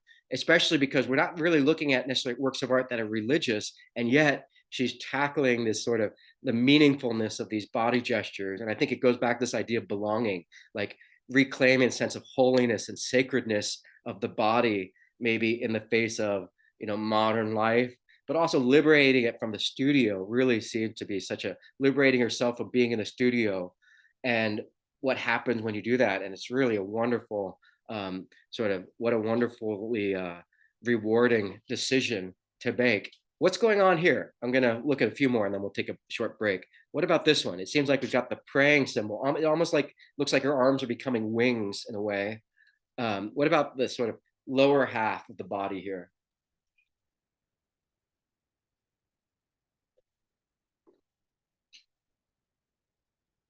It looks like sand, of course, here, not mud. So it's almost like crumbling quality. The texture is different.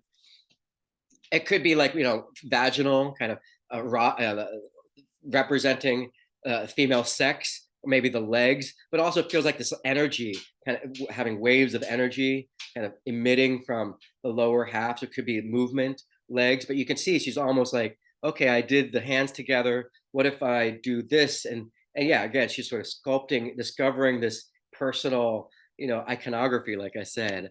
Yeah, angelic, vaginal. Yeah, I think both. Georgia O'Keeffe, a wonderful American artist. She makes a lot of work which sort of visualizing the sort of celebrating female sex, relating it visually to flowers. So I think in this case, Mendieta, I think, could be doing that.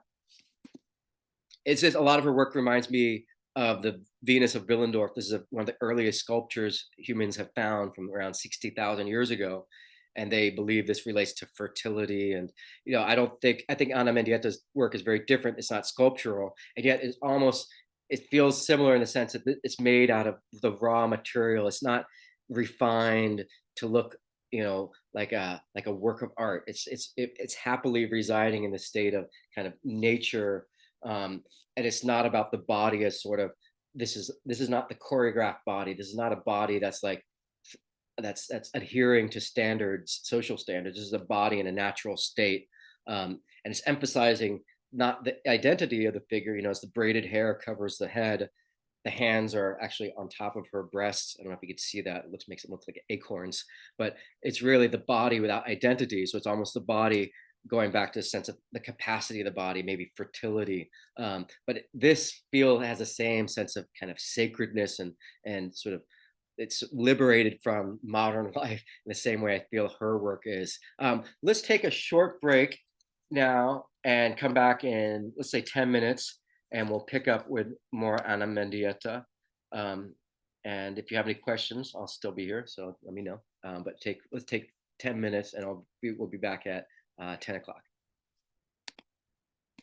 So yes, this is her first sort of. This is when she first left the studio while she was at school in Iowa, and I think you can see it was a very fruitful decision to leave the studio. But of course, she didn't just leave the studio; she left the studio to go to the lakeshore, to the beach, to into the woods, into nature, and probably decided, okay, she's going to bring some kind of dye, or she's going to bring flowers. She's going to do silhouettes, but also sometimes they're silhouettes, sometimes they're absent bodies, sometimes they're actual sculptures of the body. I think here would be a case of actual sculpture of the body. It looks like she's experimenting again, still with sort of the body as a recognizable form, and then kind of abstract form. But they're not. It's not abstraction. I think you would agree that she's not adding an abstract element so much as transforming or enhancing the body with a sort of almost like iconography or hieroglyph that or maybe crude kind of shape that transforms the body from just being the body into almost like a radiant. You know what it reminds me of? Keith Haring. It reminds me of Keith Haring's work here. Sort of very simple shapes, but very loaded with meaning because you've sort of you're reducing things to their essence. Of course, here's the body's kind of contained by the shape here. I don't want to spend too much time because I've got a little ways to go, but I want you to appreciate sort of the fruitfulness of her decision to leave the studio and experiment with what other kinds of media she can find outside the studio. It looks like here she's lighting maybe leaves on fire that are contained by the silhouette. And those are a lot more fruitful for me than, for instance, this, which is suddenly returned, like I'm like waking up from a dream here and I'm come back to reality here. And I'm not saying that's bad or good because this is very funny to me. In a way, there's some elements of what you've seen with her body being out in nature and kind of removed from culture or society, but in a way where I'm almost brought back to society because now I see almost like the script again. And I'm not saying that's just more that's more my opinion about this, but in a way this is missing some of that kind of, and it's not just not at all because of her body being there so much as the other body being there, as now I have to sort of triangulate things again rather than triangulating things according to like Mother Nature's role. Here, in a way, I'm going back to kind of the role of maybe lovers or death. But I think maybe she did this as a way to sort of kind of, as again, just sort of what if I do this? What if I do this? And it's totally in my own opinion, but I think in a way this is tackles some of those subjects, but more on the nose here, literally on the nose to nose, rather than sort of something like this, which is almost kind of a similar idea, like passion, love, the body and heat. Um, Giving life, of course, in this case, is just she's subverting that idea. Perhaps with kissing is the beginning of life, right? That's the first stage of maybe possibly giving life. And this must be Iowa. This can't be Cuba. For hopefully obvious reasons. I mean, how it's there's something definitely wild and fun about the fire and the ice. I mean, just her. She's you can almost feel like she's checking off different things. Like, what if I do this? What if I do this? You know, and each decision is very minimal. A body made of ice, but it's not a snowman, right? It's not a snow angel. She's still kind of tapping into this kind of primal body, and it's such a wonderful kind of. I love that she's not kind of standing the body up; it's lying on the ground always. It's always sort of reconnect, and like you said. So it's not death so much as surrender. I think that's a really wonderful way of putting it, liberation. Um, but maybe it does have a little bit of a sense of a mummy, a mummified body, maybe wrapped in like ceremonially wrapped in ice in this case, or here mud and here sticks sticking out of it. So she's sort of exploring the full range or as much of the range of possibilities. Jack from Titanic, yeah, that's Jack. He can't fit on the raft, so this is Jack. I assume you mean after he's frozen, after she doesn't let him onto the raft. Yeah, that's wonderful. This is a scene from Titanic. Uh, and here, of course, she looks like she's combining. It looks like she maybe set the fabric on fire. Maybe that's what she did. Maybe added some oil, maybe as a fire, to make it burn, or just lighting the fabric. I imagine she soaked it in oil. But who knows?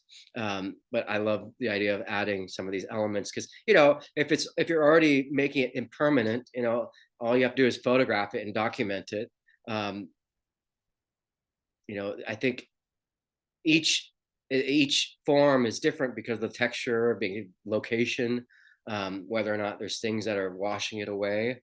But I like this. I like that she's going back to this the body with the hands up as a sense of surrender. For me, there's something I like about that.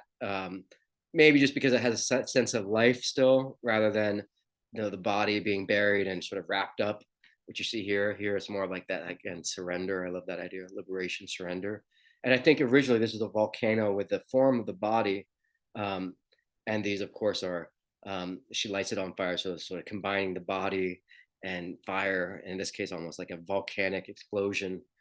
And again, I love that she's sort of clearly asking what if, and she's also looking at the possibilities of what you can do with the available surroundings of nature, and doing something with this recognizable female figure as a sort of basis of it.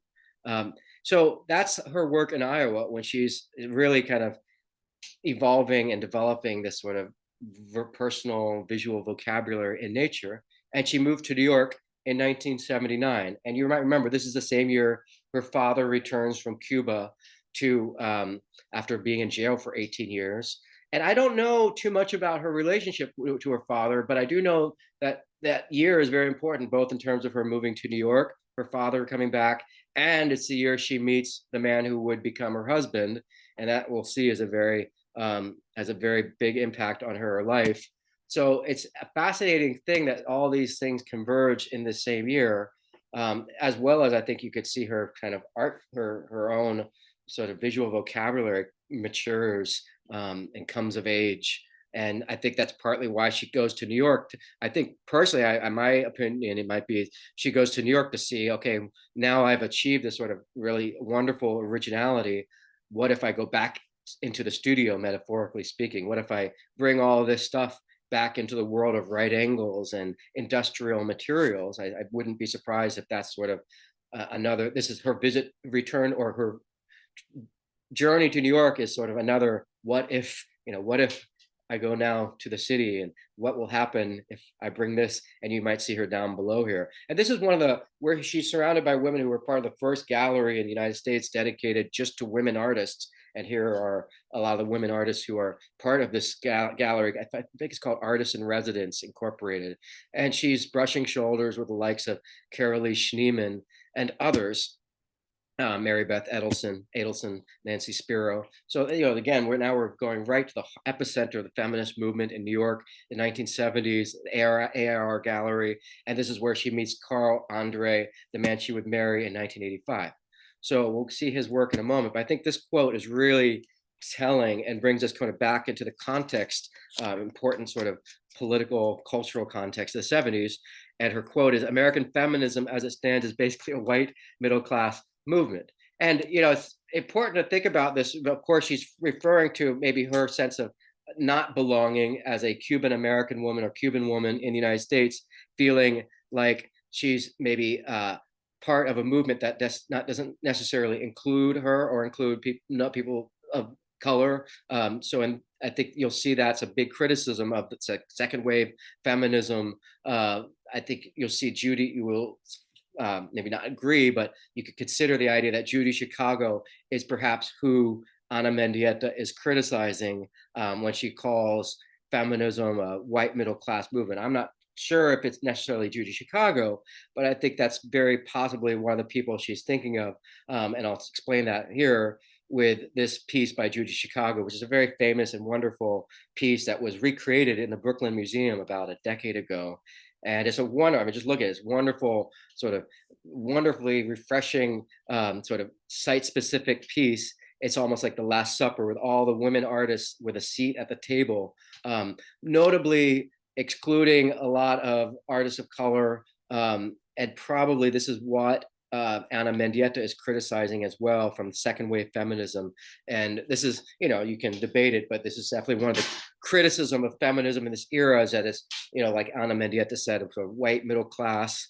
And so I think in a way you can look at Ana Mendieta, her career in terms of sort of her being one of these early examples of an artist who's not doesn't fit that sort of cookie cutter mold, and how she fares in the art world at this time. Now, one thing I'll point out, you might notice already, when we use the word white in the United States versus in Cuba or Latin America, it definitely has, a shade. It's a different shade because you might think it's not synonymous necessarily with European, because if you make those synonymous, well, Spain, if you're someone of Spanish descent living in Cuba, you're of European descent. And as you know, within Cuba, you've got a distinction maybe between, someone of European descent, a Criollo who's a hybrid, maybe Afro-Cuban. And if you're talking about Mexico, you have mestizo and all these other sort of blends. And the United States, we tend to think about race more in terms of black and white, not so much Hispanic and Latino, although that's changing. But that's also why you might have terms like brown,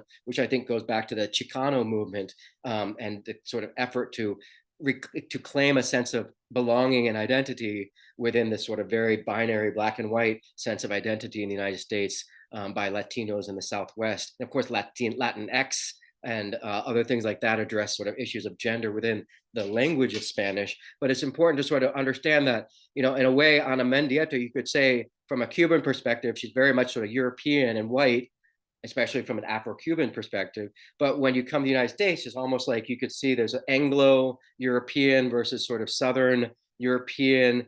And when we look at race from the United States point of view, we don't necessarily see it as the way maybe someone growing up in Latin America might see it, as sort of different shades of color versus like black or white. So that's just something to keep in mind, that it's something that from Ana Mendieta's perspective, she definitely feels like an outsider just based on that quote we just saw.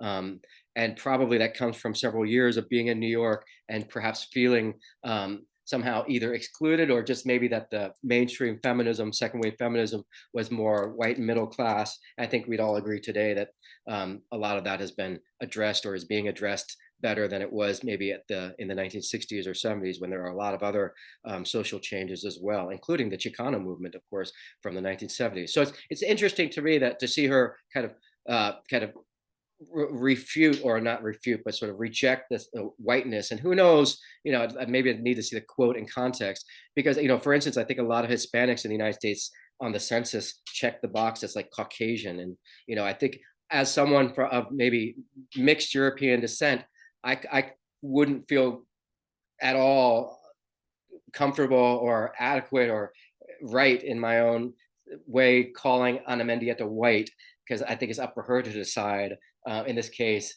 And I wouldn't really know how to begin defining it in that way, because she could call herself white, she could say she isn't, depending and on how you kind of contextualize whiteness, either from North American point of view versus Latin America. So it's a very complicated issue, but certainly I think you've seen already that being European and being white, depending on if you're in Cuba or the United States, might not necessarily be synonymous. And so it's interesting again that she's sort of she doesn't feel a sense of belonging perhaps in the middle class white feminist movement in New York in the 1970s. And again, I think it might be Judy Chicago who she's sort of pointing out as maybe the sort of symbol of that.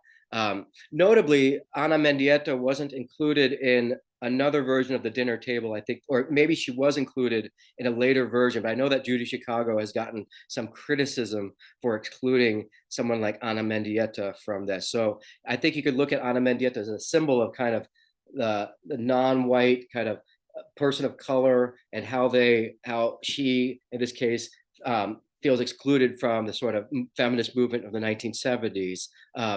And so, just sort of zooming out and looking at the broader picture of kind of the evolution of feminism into maybe third wave feminism that we have today. So Carl Andre, this is very important to talk about him, as you'll see soon. So you notice he's about 13 years older than Ana Mendieta, who was born in 1948. And if he's not Cuban, here they are together. Looks like a photograph from a photo booth. And the first question I want to ask is, so compare his work to her work. What are some observations comparing the two of their work? Anything immediately come to mind when you compare in your head what we've seen from Ana Mendieta to what we see? Are their works okay? They're both abstract. Yeah, I'd say there's some things that are very importantly in common, and some things that are very importantly not in common. So one thing in common, I would agree with Julian. I think that's Julian who said that. Is that they both are abstract. Yeah, and on the other extreme, less organic. And when you say stiffer, I should elaborate on stiffer. What is stiffer? What? I was talking about like specifically in terms of just like the form and structure of Yeah, things. like literally Her like work definitely hardwood. is, Yeah, yeah. Her yeah. work is definitely a lot more fluid in just in terms of like composition versus, yes, versus like his work, which is a lot more geometric. And you guys can all see these when it says chat to everyone. Everyone else can read these. I want to so read them out. So someone said, Audrey said geometric. Karita says he does it to pick figures. Aishu said less organic, more stiff. Yeah. So the certainly for me, it's definitely there is some common ground. I'm seeing like minimalism, raw stuff, raw material, not a lot of ornamentation, abstract, definitely. But I think the more importantly is I see a lot of important contrast, right angles, the geometry. They're almost industrial, like you're taking wood and you're industrializing it. Maybe I don't think he nailed these things together, but certainly right angles is as opposite from organic. And anything hard and stiff versus impermanent, stuff that will wash away, stuff that's site specific. He's very much in the gallery and bringing stuff that's like natural into the studio. So in a way, I think you could say his work has a common ground with her in a way that maybe she saw his work and she's like, oh, he's successfully bringing this sort of natural element into the art world. And so there's, because I think as we learn about her history with Carl Andre, you're going to discover that there is an element of, there's something where they has some synergy with their work, but also there's an element of kind of, and this is the more unfortunate part, is kind of both of them have a sort of opportunism with their careers, and you'll see how that plays out soon. So they're both, I think, two rising stars in the art world, but he's certainly an established star in the art world. And I think there is some common ground where they both have this natural components, natural maybe raw materials of their work. But I think that it's very notable the distinction of right angles, industrial. He's stacking things up vertically. She's leaving them flat on the ground. He's almost defying nature, standing up to nature, and she's, surrendering to nature and sort of, you could say, liberated, whereas he's sort of, kind of building and kind of constructing. She's sort of, allowing things to disintegrate and setting them on fire. So certainly, I think that contrast is, depending on how you want to see it, I think it's important to understand there is a common ground, but I think as we move forward, that contrast is really important as far as like he's bringing his work into the gallery. I think it's easier to bring it in the gallery when it's sort of so neat and sort of removed from nature already. Whereas in her case, it's a little trickier to maybe, do you cut out the sand? How do you glue it all together? So right angles. And have any of you seen this work in galleries before? Have you seen his work? He's very well known, and I've seen his work all like Dia Center, upstate New York, any minimalist art show. Have you seen any of his art? Any of you seen his artwork before? I know a lot of students have seen his artwork before. I don't know if they know about the story with Ana Mendieta. This I like a little more than the other things I've seen. I certainly would feel uncomfortable. Am I allowed to walk on it? And that's fun for me. The idea of like, what are the rules of engagement here? But I like her work a million times more. Sorry, no question. Like it's got. I don't dislike his work, and who cares what I like? Of course, like doesn't matter what I like. But just personally, my own opinion, there's something way more refreshing about her work because it isn't metal or necessarily maybe industrial. It's primal. Like I don't get any of this sense of belonging from his work. It's more of kind of a. And there's no religious quality, no holy. It's really more minimalism with metal, perhaps, and that's great. That's wonderful. I do enjoy his work on its own, but compared to Mendieta, so none of you have seen his work before. That's good because I'm glad you don't know too much about him. You might recognize his work because I think now that you've seen it, you'll probably see his work, but you won't see a lot of his work in the United States. And there's a reason for that, and we'll get there in a moment. But you could see, I think the more you look at his work, the more you see maybe, yeah, there is a, like when I see this, I see Ana Mendieta in the abstract shapes of the grain of the wood. So in a way, like she's more connected, I think, to the sort of natural quality of the woods, whereas he's cutting it up into, right angles and turning it into like steps. And it fits very easily and cozily and nicely into the gallery. I think that might partly be what she's, we all have various reasons for dating people. There's attraction, and there might be attraction, and then there's opportunity too, or maybe they're providing insight into the universe that maybe you're looking for, and that's valid basis for, who knows how that will develop into a relationship. And I think in a way she might be looking at his work and be like, oh, he's achieved this thing of bringing these minimalist earthy kind of things into the gallery, and so maybe she sees that sort of as something very sort of resonant, something that resonates with her challenges or efforts as an artist, her struggles or her ambitions. But again, I think the contrast between their work is more important than maybe the common ground. And yeah, again, here is her work. Speaking of common ground, in the 1980s, you can see that she's definitely embracing this sort of earth art. And it's right around now that she takes her first trip to Cuba in 1981 to, as she calls it, her motherland. So yeah, I want to just, remind you that this is what she's from Cuba. So going to Cuba for the first time is really her first chance to revisit this childhood experience. And remember, sort of she spent time with her sister growing up, playing in the sand in Cuba. And so I think some of her work is sort of revisiting childhood. And I think returning to Cuba is, again, this sort of, it fulfills a sense of belonging in a way. Like she was torn from her homeland and now she's returning to Cuba. And Cuba at this time is very much benefiting from Soviet subsidies. And the most rosy picture you could see here from a researcher who was in Cuba at the time, it's very much Cuba is doing very well compared to how it was doing before the revolution. And certainly if you go to Cuba now, I don't know if you guys, if I haven't mentioned it much about Cuba today, but right now there's rolling blackouts and power is on for only 3 hours of the day in Cuba, and the rest of the day it's off because oil prices are so high. Cuba's very isolated, very much isolated economically after the pandemic. So things are almost worse than ever in Cuba right now. Cuba's not doing well right now. Yeah, very bad. And we'll talk about that more as we move forward. And in a way, the world has kind of forgotten about Cuba. There's no, and so it's really unfortunate because the world is now dealing with so much shit. What's going on in Israel is very bad. So, Cuba is kind of sadly this more tragic than ever. But in the 1970s, we sort of see the subsidies in the Soviet Union are keeping it afloat. But it's also a time when the revolution is kind of trying to sort of purge all the quote unquote, outliers from this sort of cookie cutter idea of the new man, Che's new man, or sort of the good revolutionary. And we'll talk more about these themes when we get to the 1980s. But in a lot of ways, when she goes to Cuba, and here you can see her actually with this group called Los Once, who are the artists from Cuba in the 1980s, or at least some of them. So she very easily integrates with them.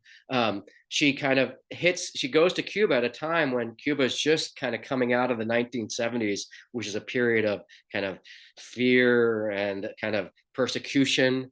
And it's an interesting sort of dynamic with her returning to Cuba at this time when a lot of Cubans are fleeing Cuba. Remember, she was sort of removed from Cuba forcibly as a child during the Peter Pan. And here in the early 1980s, there's another effort by Cubans to leave Cuba during the Mariel boat lift, where basically 125,000 Cubans choose to leave Cuba.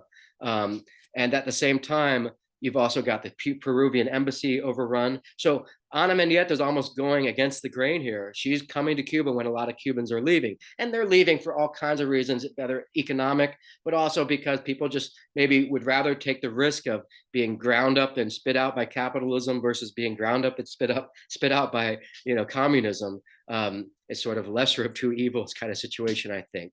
But you really see her coming to Cuba as almost the harbinger, the bellwether of the sort of new changes that we'll see in the 1980s. And I think you could also see these artists sort of finding some refuge, some sanctuary in art, because the Cuban government is very much, I think, trying to remove any counter-revolutionary, any sort of counterculture. So maybe a lot of these artists found refuge in art, and because the Cuban government is very pro-art, and by the way, and this is a theme we'll see later, that artists in Cuba, starting in the 1980s and onward, have a very privileged place in Cuba because they actually are able to sort of extol the virtues of the revolution because it educates them, and they are the sort of beneficiaries of the revolution almost more than anyone, because they can sort of visually sort of support the revolution, but also they end up having the ability to travel.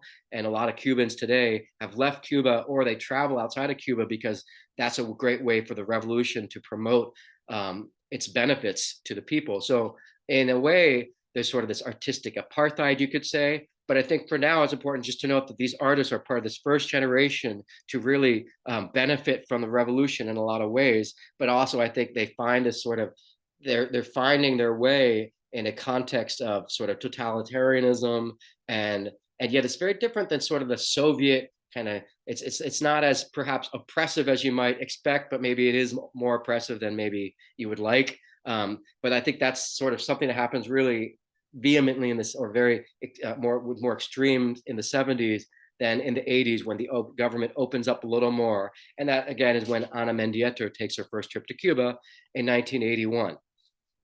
So this is going back to what someone said about Santeria, when she really starts to embrace, I think, some of the Santeria, either the ceremonial qualities of it, or maybe the symbology. I personally am not familiar enough as I'd like to be with Santeria to fully kind of explore the full range, except to say that, Santeria is a way to create a sense of belonging by, African slaves who are torn from their motherland or homeland. And so Ana Mendieta is very much someone who's, obviously not a slave, but someone who's taken from her motherland. And it's a way to create a sense of belonging in exiled from your homeland. And so that, I think, is one part of it, that sense of belonging. She's now back in Cuba, and now, of course, she's manipulating the Cuban landscape. But I think maybe there's also an element of the rituals we see, like almost Wilfredo Lamb's. You can almost see a little bit of Wilfredo Lamb in her iconography here, like almost these sort of reinventing Santeria in visual terms. It's almost you see some echoes of her previous work here. And obviously she's maybe revisiting some of the previous works, but it's very different when you, in the context of Cuba. And of course, you can't think of her, or you have to remember, she's not a Cuban artist in the sense that she's necessarily a good reflection of, sorry, no pun intended here with what we see, but she's not necessarily a good reflection of what's going on in Cuba, so much as an outsider or someone who was born in Cuba, returning to Cuba and sort of using the Cuban landscape as a way to restore her sense of belonging and reconnect to Cuba. But I think you have to remember, she's not necessarily a good measurement of what's going on in Cuba at the time. So just remember that she's almost like I said, a harbinger of what's going to come in Cuba in the 1980s, which we'll learn about starting next week. So at this point, you can see she's really fully committed to earth art, to being in nature, to making art. And, she's left New York to go to Cuba. You can't make stuff like this in New York unless you maybe go to Coney Island, Central Park, but even then, it's going to be obvious you're in Coney Island or Central Park. You'll see, detritus or human stuff, and buildings in the background. So, you can almost understand why she's not going to make a lot of these things necessarily in New York. But you could see some of this sort of Santeria influencing her. You can almost feel like she's putting it now on paper. Maybe she's looking for a way to bring this back to New York, perhaps. And it reminds me of this work by Elso, who you'll see next week. And his work very much is able to he brings it into the gallery. And he comes after Mendieta. He's probably in that photo we just saw. But his work is definitely stuff that he eventually brings into the gallery. And I think that's going to be what she tries to do eventually with some of this work she makes in Cuba. And when I say bring back to the gallery, I mean not just in photographic form, but literally the figure or the sculpture itself. And this would be one of the first examples of her revisiting a piece she did earlier in the 1970s, where she makes a print of her body. So this is her kind of, maybe transforming or revisiting earlier work in New York as a way to make her mark and, develop her career, or expand or advance her career in New York. And of course, in the 1980s, she's married to, or not married yet to Carl Andre, but she's dating Carl Andre. And I think he paid, I've read a lot of resources or sources about Ana Mendieta, because as you'll see soon, there's a lot of controversy surrounding her life. One of the sources I read is that Carl Andre paid for her apartment while she was in Rome. Keep that in mind for when we get to the next part of what we're going to look at. But I think you see here, boom, she's nailed it. She's figured out how to turn her artwork into something she can bring into the gallery. And it looks like she did this while she's in Rome, where she was recipient of the prestigious Rome Prize. If any of you guys can get the Rome Prize and live in Rome, do it. That's great. That's awesome.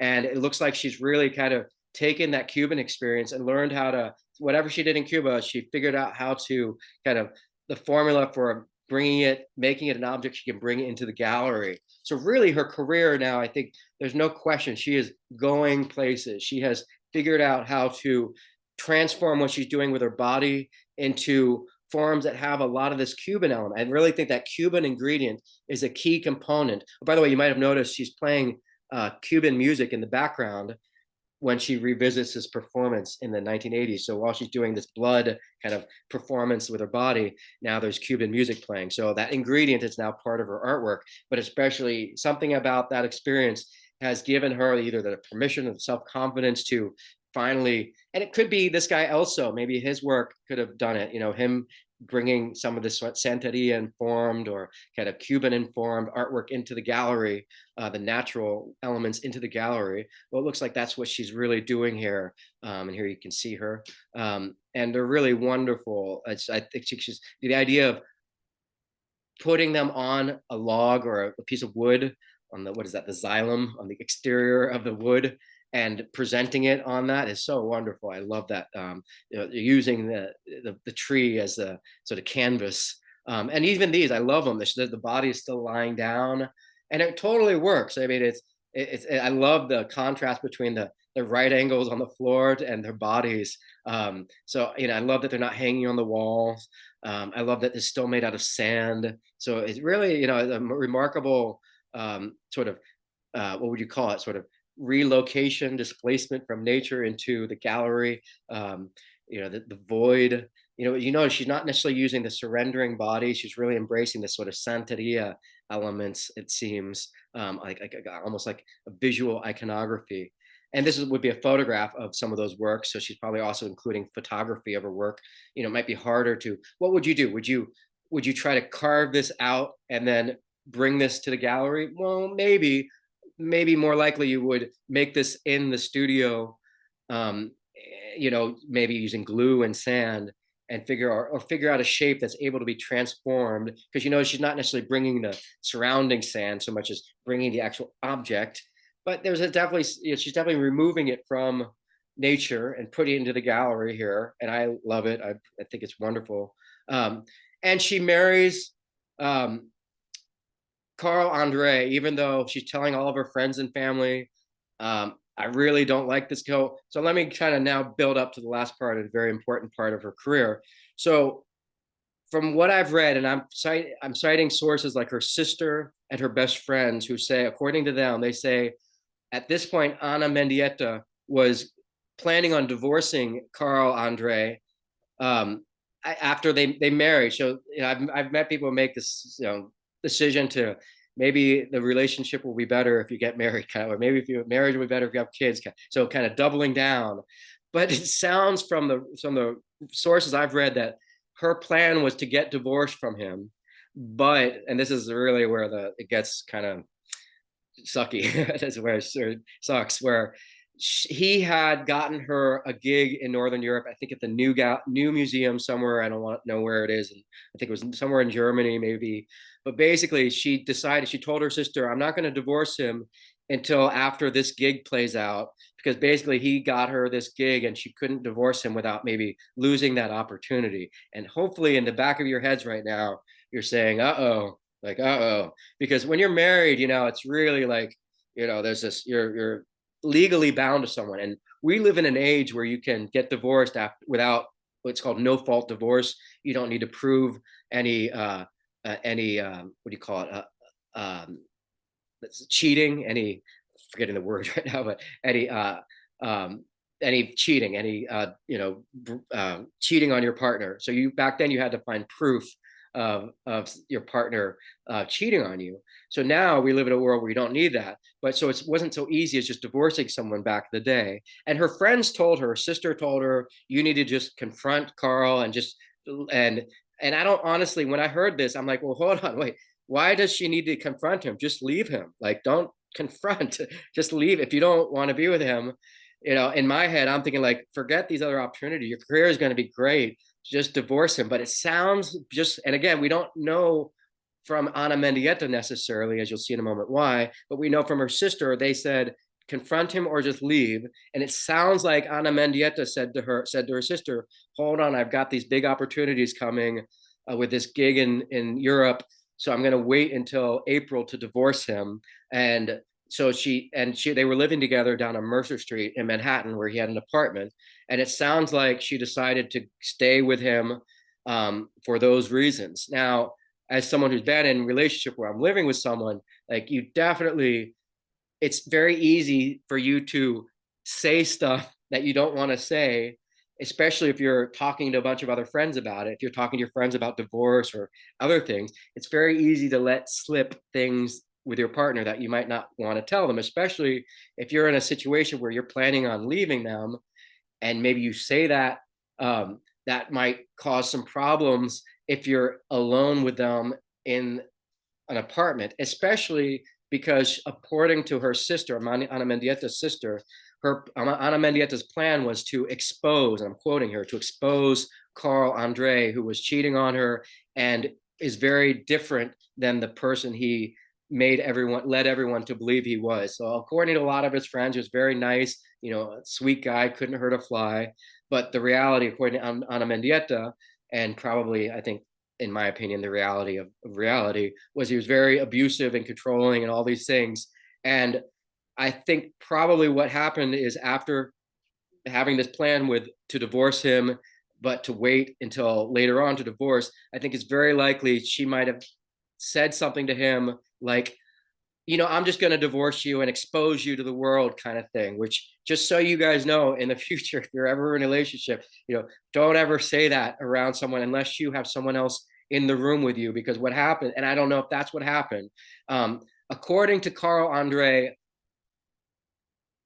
according to him, she committed suicide. And the more you learn about this, and I don't want to tell you that he's wrong or whatever, but this is what he said. The night that they were together, that he said, we had a quarrel and she went out the window. And I'm sharing this with you because it's an important part of her life. This sort of what happened, because she becomes a very important figure, I think, in the art world, as a symbol of, this is what happens to the young woman of color in the art world. She's basically murdered by the art world, you could say. And Carl Andre was protected by all of his friends and family. Maybe not the family so much, of course, your family's going to come to your defense, but the whole art world seems to have really sort of circled the wagons to protect Carl Andre. And according to a lot of my research, there was a sort of effort by people in the art world. Remember, we're talking about the 1980s, which is, that it shouldn't matter, but we're definitely talking about a period of time. Remember, Ana Mendieta was critical of the art world being white and middle class. But according to Carl Andre, she jumped out the window. And I'm not going to say that you should agree with me, but I'm just going to give you my personal opinion. And again, I think it's a situation of he said, she said, because there's no other witnesses. But when I know that someone has a bright future, they've got plans and they're talking about plans, when I think of like someone committing suicide, according to him, it's like she just jumped out the window. Like they were having a fight about their art careers, according to him. And she was jealous that his career was doing better. And according to him, as you see in this quote from 9/11, the 911 call, that she, quote, went out the window. That's a verbatim quote. And when I see went out the window, I don't know what that means, that she went out the window. What does that mean? So he had scratch marks on his nose and on his arms, and her body was so mangled that they couldn't really do I don't think they could really fully figure out if there were signs of abuse because her body was so mangled, because she fell 34 floors to her death in 1985. And I think it's pretty obvious that her career was really like taking off, that she just, the sky was the limit.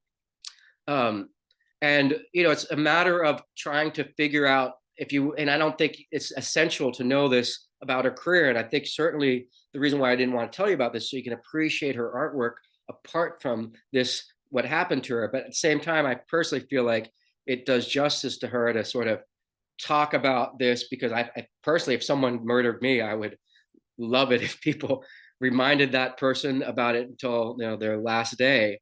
And I personally think it's very unlikely that someone would commit suicide in these circumstances, because her career was really taking off, and she had plans to divorce him. And I just don't think you just jump out the window as like oh yeah, my art career sucks, or your art career is doing better, I'm gonna, well, I think suicide is something you do in a state of despair, not as sort of just a sort of like a kind of heat of the moment kind of thing. And it's hard for me to fully say, because the judge ends up acquitting Carl Andre of any wrongdoing, in spite of maybe the wounds on his body, which for me imply that he probably picked her up and threw her out the window. Possibly because maybe she was telling him, I'm going to expose you, I'm going to divorce you and I'm going to expose you. Who knows? I can't say, I'm speculating, but I have a really hard time believing that she just jumped out the window when her career was doing so well. And it makes me think of like Cuba, and like in Cuba, could this kind of thing have happened in Cuba? And there's a resounding no, because it's sort of like the art world. And again, it could be she just committed suicide. I can't say for sure because I wasn't there. But as I've collected the information, it feels almost like she is exactly kind of what she kind of said. She's the sort of outsider artist, a woman of color, and Carl Andre, the sort of white male successful artist. I guess he calculated, I'm just gonna, and I'm speculating, throw her out the window and problem solved. Now, what happens to his career is his work is really no longer exhibited in the United States the way it was up until her death. So she becomes a major flashpoint for feminism and even Chicano art. I think a lot of the art world still is very much torn about this. And I think a lot of people today probably, and I think correctly, side with Ana Mendieta, or that fact that he might have killed her. He doesn't make many public appearances, probably for good reason. He might get a lot of slack from people, but certainly her career is cut short by her either suicide or murder. And it's up for you guys to sort of decide based on the evidence available. I just think it's really hard for me to believe that believe the story, partly because just if you look at the language people use to describe things, and when I see she went out the window, like he says, my wife committed suicide. That's the first thing he said before this quote. My wife committed suicide. Well, his story changes later on, and went out the window. If I saw someone jump out the window, I'd say they jumped. She was out. I would describe it with more precise language. So for me, there's already a lot of red flags here, and it's really shocking to me that he would say that she's jealous of his career, because it's pretty obvious that her career was about to take off. But it really sounds like she should have left him, and it's really a tragic case here, and I just don't really know what else to say, except I really feel for her family, and just the outrage of injustice they must feel, knowing that maybe her career was she had such a bright future, and it's forever stained by this thing that happened, which unfortunately colors her artwork. And the worst part about this, here's the worst part, because there were no other witnesses, there was maybe a doorman who heard a woman screaming, no, no, no, and then followed by the sound of her hitting the rooftop below. So because there are no witnesses, the lawyer that for the defense of Carl Andre, they used her artwork as evidence of her obsession with violence and death. So that for me is such an insult on top of agony, that they looked at all the artwork we just saw and they said, here is evidence that she wanted to commit suicide. Here's evidence that she's fixated on violence and death. And I hope you would agree that none of the artwork we've seen for me is at all about, you know, suicidal or death or fixation on death. And yet they used her artwork as evidence that she was basically fixated on her own death, and that and also there was no jury. And I think Carl Andre was able to pull some strings. Joseph Stella or Frank Stella, I can't remember which one, the famous artist Frank Stella, paid for his bond to get out. It was like a $250,000 bond. And it sounds like the art world circled the wagons, like I said, around Carl Andre and protected him. And you could think of all the reasons why they might do that. Maybe people have investments in his artwork, right? Even today, I think the New York judicial system is very corrupt.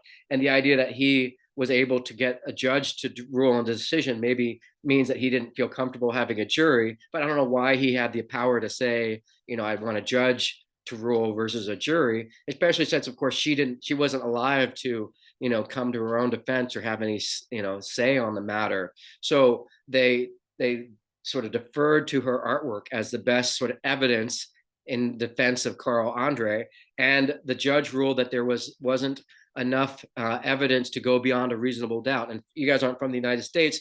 The standard for putting someone, accusing or charging someone with a crime, is reasonable doubt, at least in a criminal case, not in a civil case, which is preponderance of evidence. So in a criminal case, you have to go beyond a reasonable doubt. And, you know, honestly, you know, certainly I think in technical terms, you could say there's enough of a reasonable doubt that maybe she did commit suicide, because we weren't there necessarily. But in my gut, my intuition, my personal opinion tells me that she was not at all someone who would ever have committed suicide at all, because she just had so much. I would think of suicide as being something when you feel a sense of despair and there's no future, there's no hope. And it sounds more like he just picked her up. He's a very big guy. She's like 4'10". And, you know, sometimes people who are bigger think, oh, I can just do what I want because you're smaller and therefore I have just physical dominance over you. So I think he picked her up and just threw her over out the window. I think that's what happened. So it's really tragic end to her life. And Carl Andre's career has definitely been sort of stained by everything he did. And I think that's between him and his own conscience. And, you know, if you see his artwork these days, you might see there's a lot of controversy surrounding it. I think Cindy Sherman here might be suing some homage to Ana Mendieta, but I don't think it has any of that sort of sacred quality, because you could see it's almost more sexual. So, you know, it's sort of like, you know, very different, this comparing it to Cindy Sherman, but it could be her making some homage to Ana Mendieta. Some other artists have reperformed Ana Mendieta's the blood, that rastros corporales performance she did, where she's sort of leaving her mark. And, you know, I love the idea of someone reperforming another performance by an artist. So, you know, her career is very cut short, 1948 to 1985. And I think it's a real indictment of the art world, both in terms of them coming to the defense of Carl Andre, but also just the idea of sort of a woman of color, you know, her challenge to sort of the white middle class feminism, and then her being kind of possibly thrown out the window by the white male artists. And again, you know, I don't want to say that's definitively what happened, because the judge ruled that there was enough reasonable doubt, and you have to ultimately kind of go along with whatever the legal system decides, at least as far as officially speaking. But in my own personal opinion, and I think a lot of people share this opinion, I think Carl Andre was jealous of Ana Mendieta. I think they had a fight, and I think they were alone. And don't ever be in a situation where there's this sort of existential crisis and you don't have a way out. You don't ever be in a room with someone alone with them. She should have gone with her sister back to her apartment and collected her stuff and left. But I don't think at all that Ana Mendieta was suicidal in the slightest. Any comments about that? I'm sorry to be such a bummer to bring this up, but you have to kind of understand this part of her career. this part of her story, um, and I think it definitely reflects a lot on the American art world, both in terms of I think in a way you could also look at her sort of her own ambitions. I think she stayed with Carl Andre because he probably did, which a lot of men do. I think in a lot of cases, maybe women do it to a degree, or people do it generally, but sort of use opportunities as a way to entrap people to kind of control them. Exchange. You see that with the Me Too movement, with get sex in exchange for getting a movie role. And when you make a deal with the devil, and I've lived in New York for 18 years, I met a lot of people who made that quote unquote deal with the devil, and all that really means is just you sacrificing your some sense of integrity. And I don't mean this in terms of Ana Mendieta so much as Carl Andre sort of being an example of the art world being so maybe manipulative, opportunistic, definitely sort of ambition, and him being the sort of star of the art world, and the whole art world rallying to his defense, because he'd already achieved this. And a lot of people, like even up, I think recently there was a New Yorker article where they refer to her as like a volatile Latina. A lot of the language they use sort of implying that she was sort of asking for it. And of course, when they use that language, like she's a volatile, that doesn't mean suicidal. So that makes it think like, well, if you're calling her a volatile Latina, like, what are you saying? Like he was like, she was just too volatile and he threw her, like, and she just jumped off the window, or then, and that sounds more like you're justifying him like causing harm to her. So there's no way to really know what happened except from what he says, and from sort of triangulating from what family members say. But yeah, absolutely a heartbreaking story. I think that was something that someone just mentioned. And I just want to briefly point out, as far as what's going on in New York and the art world at this time, with the commercialization of the art world. Here's some examples of Basquiat, and we could just sort of end on a different note here. And I just want to point out, what do you notice immediately when you look at something like this work from the 1980s? How might this be different than stuff we're going to see in Cuba? Well, one, of course, the idea of status, like gravitating towards a very famous, well-known celebrity artist like Andy Warhol. But also, well, what else do you see here? And this is going to be something you might not see in artwork from Cuba. You might see issues like relating to race and maybe racial identity. That's something definitely Basquiat tackles. And I'm sure a lot of you have heard of Basquiat. But like something like here, what do you see here that this is something we might not see a lot of in Cuba? And I'm just pointing this out as another way to point out the difference between maybe the art world in New York versus in Havana. Well, maybe commercialization, right? The sort of use of branding, addressing identity as a function of branding. And Ana Mendieta's work doesn't do anything with sort of this sort of you know direct confrontation with culture. In a way, she removes herself from all this to wonderful effect. And just to revisit her work again, capitalism versus communism. In a way, yeah, he's almost making a reference to communism, that hammer and the sickle here, I think. That maybe proletariat. The Arm and Hammer is a brand from the United States. What is it, baking soda? But it does feel almost like proletariat. That could be like a poster, a political poster. And Basquiat is a artist of Caribbean descent, so almost like another story of someone leaving Caribbean, saltando el charco, as they say in Puerto Rico, which is jumping the lake, jumping the puddle, leaving the Caribbean to go to New York and make success. So I think you get to see with someone like Basquiat tackling identity, but also tackling capitalism and commodifying yourself. And I don't think in Cuba or at all you'll see any art from the 1980s onward. Maybe today there's some exceptions where they definitely necessarily have to confront the idea of like the ambition, the celebrity artist, in the same way in New York there's sort of, or in the United States there's just sort of becoming the next Banksy. In a way, Banksy is someone who I'm not really sure where he goes next, because in a way he's sort of, I'm not sure where his career would go from where it is now. I think he's struggling with that too, because in a way capitalism limits you to sort of, okay, you're successful, you're hot, you're as good as the last thing you've made, but you've kind of become a commodity. You kind of have to make work that everyone recognizes. And I love Ana Mendieta's work because she removes herself. And let's go back so we can see her work one more time before class is over, because I don't want to end on the note of her death. but you could see this sort of going back to her earlier work. It really is so removed from, yeah, Carl Andre's work. It's so removed from like those concerns in New York. It's so refreshing, and it's so sad that she never had a chance to really take this into New York the way she did in Rome, where she was clearly figuring out how to sort of take her work and make it sort of gallery friendly, gallery functional. Because you could just imagine where she was going, would have gone next with her work. Maybe it would have addressed some of the things with, Carl Andre and the art world.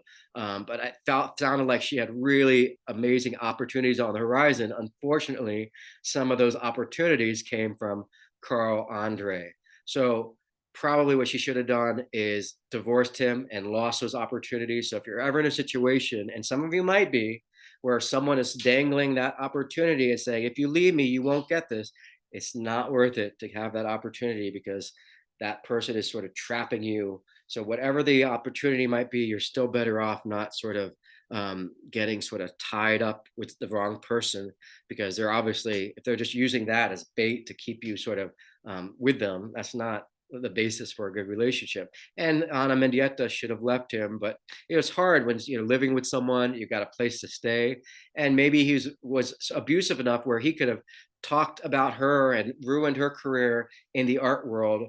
Um, Anyone who knows Diego Rivera and Frida Kahlo, a lot of people compare her to Frida Kahlo as sort of a new, an updated Frida Kahlo. And I think there's some validity to there with sort of her own work, especially being such a sort of revelation and such a refreshing reinvention of what you see in the art world around the same time. So I don't know, any comments about her work? You remember, we're not necessarily, taking a measure of Cuban art so much as sort of looking at the art world, and especially looking at an artist who was exiled from Cuba, returning to Cuba and finding common ground with Santeria. But especially when we see the artists from the 1980s, I think you could see the art in Cuba from the 1980s as almost being a continuation of where Ana Mendieta left off in some cases, not in all cases. But I think you could see they are grappling with the same idea of sort of your own artistic identity and Cuban, and filtering that, or kind of reconciling that with a sense of Cuban identity, which Ana Mendieta certainly does by sort of reclaiming her Cuban identity. Any thoughts you guys have? I mean, I personally would love it if you guys embraced what she's doing and tried to sort of explore some of what she's doing, because I don't think it's at all like ripping off her work. I think it's really, it's artwork that's almost begging for someone to come along and just keep sort of exploring the idea of removing yourself from the studio, and almost by default removing yourself from the sort of choreography of art, and discovering what happens with materials, maybe not necessarily being impermanent, make something that maybe you can bring into the gallery. Like if you could figure out a way to put all this like inside of like a box or something, and bring the box out to nature, and then somehow have the box contain whatever you're doing, so it's still, you're still, it's being warped, and kind of it's the result of you tinkering with nature, but maybe at the end of it you can lift it up and bring it back to the studio and spray it with something so it's permanent, and figure out, how to bring it into the studio. Because I think she opened up this amazing sort of landscape of discovery, but she wasn't able to fully explore it. And I think it would be wonderful if you get some of you guys try to take advantage of the fact that you're in a place where you can go to the beach and explore some of these things. Go into, don't go to the alligator infested areas, don't get eaten by a shark. But I think I personally would almost want to go do some of her work. Is something similar where because there's something so refreshing about working with sand or with mud or with leaves, but figure out a way to sort of make it something you present that's not just in photographic form. I don't know. Do you guys feel at all inspired by her work? Is it something that is something? Do you think this is work that is still relevant today? Does it feel like work that's feminist work? How would you? Well, in the end, how would you categorize her work? Would you call it performance art, earth art, unique? Feel Yeah. that oh, sorry. Go ahead. Go ahead. I feel that with everything that we've seen I think out of respect, I think it could be one of those situations where her art can definitely be categorized in multiple categories, Yeah. and still have the overall same effect of just how you're able to just pull so much meaning out of it, you know?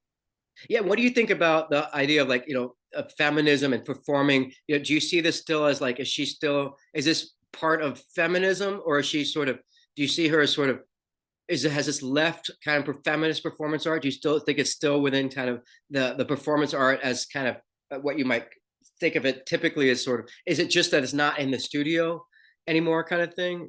Or is it, is this sort of so primal that it's not even sort of grappling with issues that feminism struggles with like gender and identity and oppression and patriarchy? Do you see that here, or is it, because maybe I'm almost looking for, like, is there a criticism of Mendieta?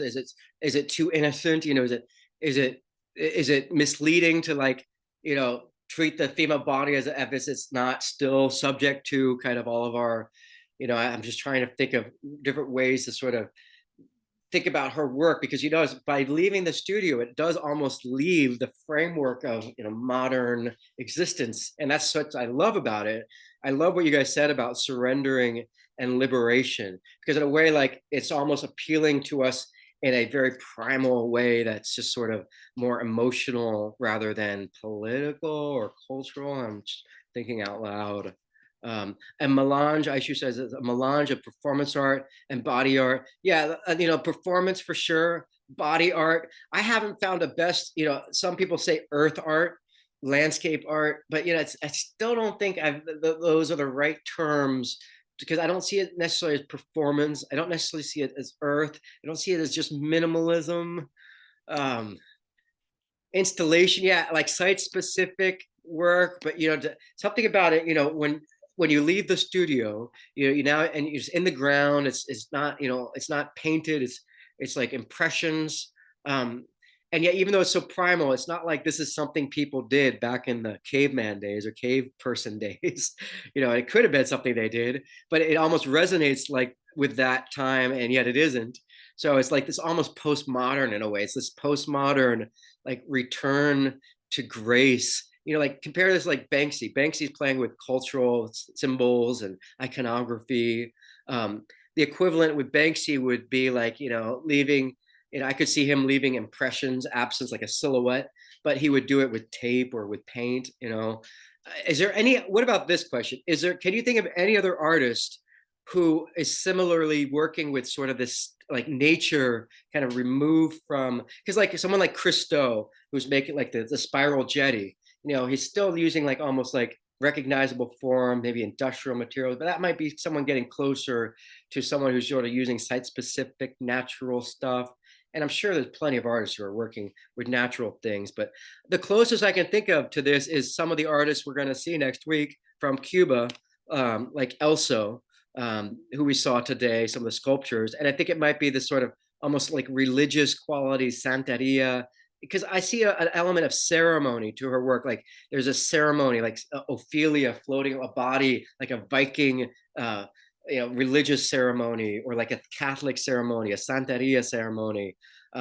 Almost like you create the body as like this voodoo doll, and so you're purging yourself maybe of your sins, or making a sculpture of the body and the landscape as a way to create that sense of belonging, or like you're connected to this place, or restoring a sense of connection to the world, to nature. That's not a human connection.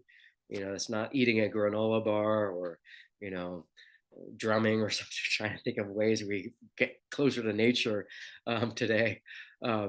So, I think her career would have gone in so many interesting places. And I think it would be very interesting to hear from other artists from her time period and also today. And we'll hear about that when we get to maybe some of the contemporary art world. Maybe we'll find out about what some other Cuban artists have to say about Ana Mendieta, especially when she was visiting. But I definitely feel like she's an important example of an artist who's not, quote unquote, a person of color, but also maybe just sort of an outsider, a Cuban artist who moved to New York and definitely made a really important mark early on in her career, but I'd say her career was cut in half. I think she had a hole in another 30 years. Would probably maybe still be making art up until around now. So who knows what she could have done in Cuba. She could have led the way towards normalizing things in Cuba with artists here in the United States. Who knows? But definitely you'll see probably Carl Andre's work if you go to minimalist galleries, but not much in the United States. And that's good that his career has sort of, he still exhibits a lot in Europe, but very little in the United States, because he'll probably have a protest by the Guerrilla Girls or other different groups who are very much upset by the circumstances surrounding her death. So any questions about anything, either Ana Mendieta related? It's not like we've learned so much about necessarily Cuban art today, but we can see this bridge between the 1970s and the 1980s, both in terms of feminism, performance art, minimalist art, and that those are very important when we look at Cuban art in the 1980s, especially performance, as we'll see with someone like Alexis Novoa, and also maybe minimalism. But you'll see Cuban artists are still very much the byproduct of having that influence from the Soviet Union and conceptual art, and you won't see any of this sort of Andy Warhol like celebrity worship and or subverting the idea of celebrity. And that's wonderful and refreshing for me, someone who loves and hates Andy Warhol. So yeah, any questions, any comments? Sorry for crying. I mean, I'm not really sorry for crying, but it's very moving to hear about her story as I've learned more about it, because just as I learn more, it's pretty clear to me that she was someone who was just really thrown out the window by her partner, and as an artist and someone who really thinks that artists are such a wonderful sort of exception to the rule when it comes to everyday society. It's such a horrible thing to think that probably he was just jealous of how talented and bright her future was, and he did something that was awful and will have to live with that guilt for the rest of his life. But again, I can't say, it's just opinion I have about it.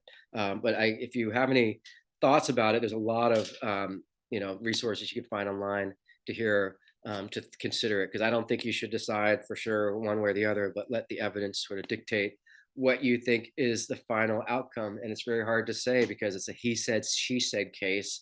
And yet, in this age of feminism, from this period especially, it's really hard to look at he said, she said without being like, come on, man, like this guy, big dude, he had a big cut on his nose, cut on his upper arms. I mean, if I think today, if this happened today, don't you think that there would be a jury trial? And if he has cuts on his, I'm surprised they didn't look under her fingernails for some DNA. Maybe they could still do that. I wonder if their bodies, they could do a DNA to see if under her fingernails there was sort of, evidence of her scratching him or something. But it seems to me like this was an era in the 1980s when what would happen today would be very different. I think I'd like to think that if it happened today, where an artist would, jump out the window, I just, and maybe this idea of suicide, I don't think people commit suicide as like oh yeah, my art career sucks and yours is better, well, I'm just going to commit suicide and jump out the window. It just seems really asinine to me that was his story that he said, and her story shifts. So again, I don't want to tinge her career with what happened, but I think if someone murdered me, I would love it if people would seek justice for my soul long after I died. In a way, Diego Rivera, Frida Kahlo kind of does that with Diego Rivera, by kind of reminding the world about his infidelity. Oh, that's the word I was looking for, infidelity. Yeah, and she couldn't divorce him, because back then you couldn't just get divorced. You had to have proof of infidelity. So, you could also say that's why she didn't divorce him, because she couldn't. She was stuck. And, don't get married. That's definitely maybe another lesson there. But yeah, so there we go. It is a really tragic story. I also tend to get sad about anything where I feel like there's someone innocent involved. For example, I saw some of the videos from Israel, and it's horrible what's going on in Israel right now. And I was watching some of the video of the Hamas in Israel, and I saw a dog get shot, and oh my God, shooting a dog, it's just like I'll start crying again. So it's really, for me, I get emotional whenever I see innocence, something innocent, cut down. It's different if in other circumstances, but I think with Ana Mendieta, she really had a bright future. So on that note, I will see you guys next Tuesday when we really go to the real heart of this class, which is getting into the artists who were trained by the revolution. And I think you'll see that these artists who are trained by the revolution are really the sort of first wave of artists who really have this wonderful, uniquely Cuban thing to contribute to the world of art that doesn't have any of this commercialism that people like Basquiat and Warhol are tackling in the United States. So unless there's any other questions from anyone, I will see you guys next Tuesday at the same time, and we'll look at your maps or your countries and your political posters at the end of the semester, unless any of you guys would like to look at them next class, and then just let me know, and we'll start our class with that. Okay? If not, class dismissed, but I'll stay here online in case anyone has anything they want to say or add. And yeah, it looks like the sun's coming out, so I hope you guys have a great day, and I will see you guys next week. Bye now. Bye. I'll stay behind. Okay, let me stop recording.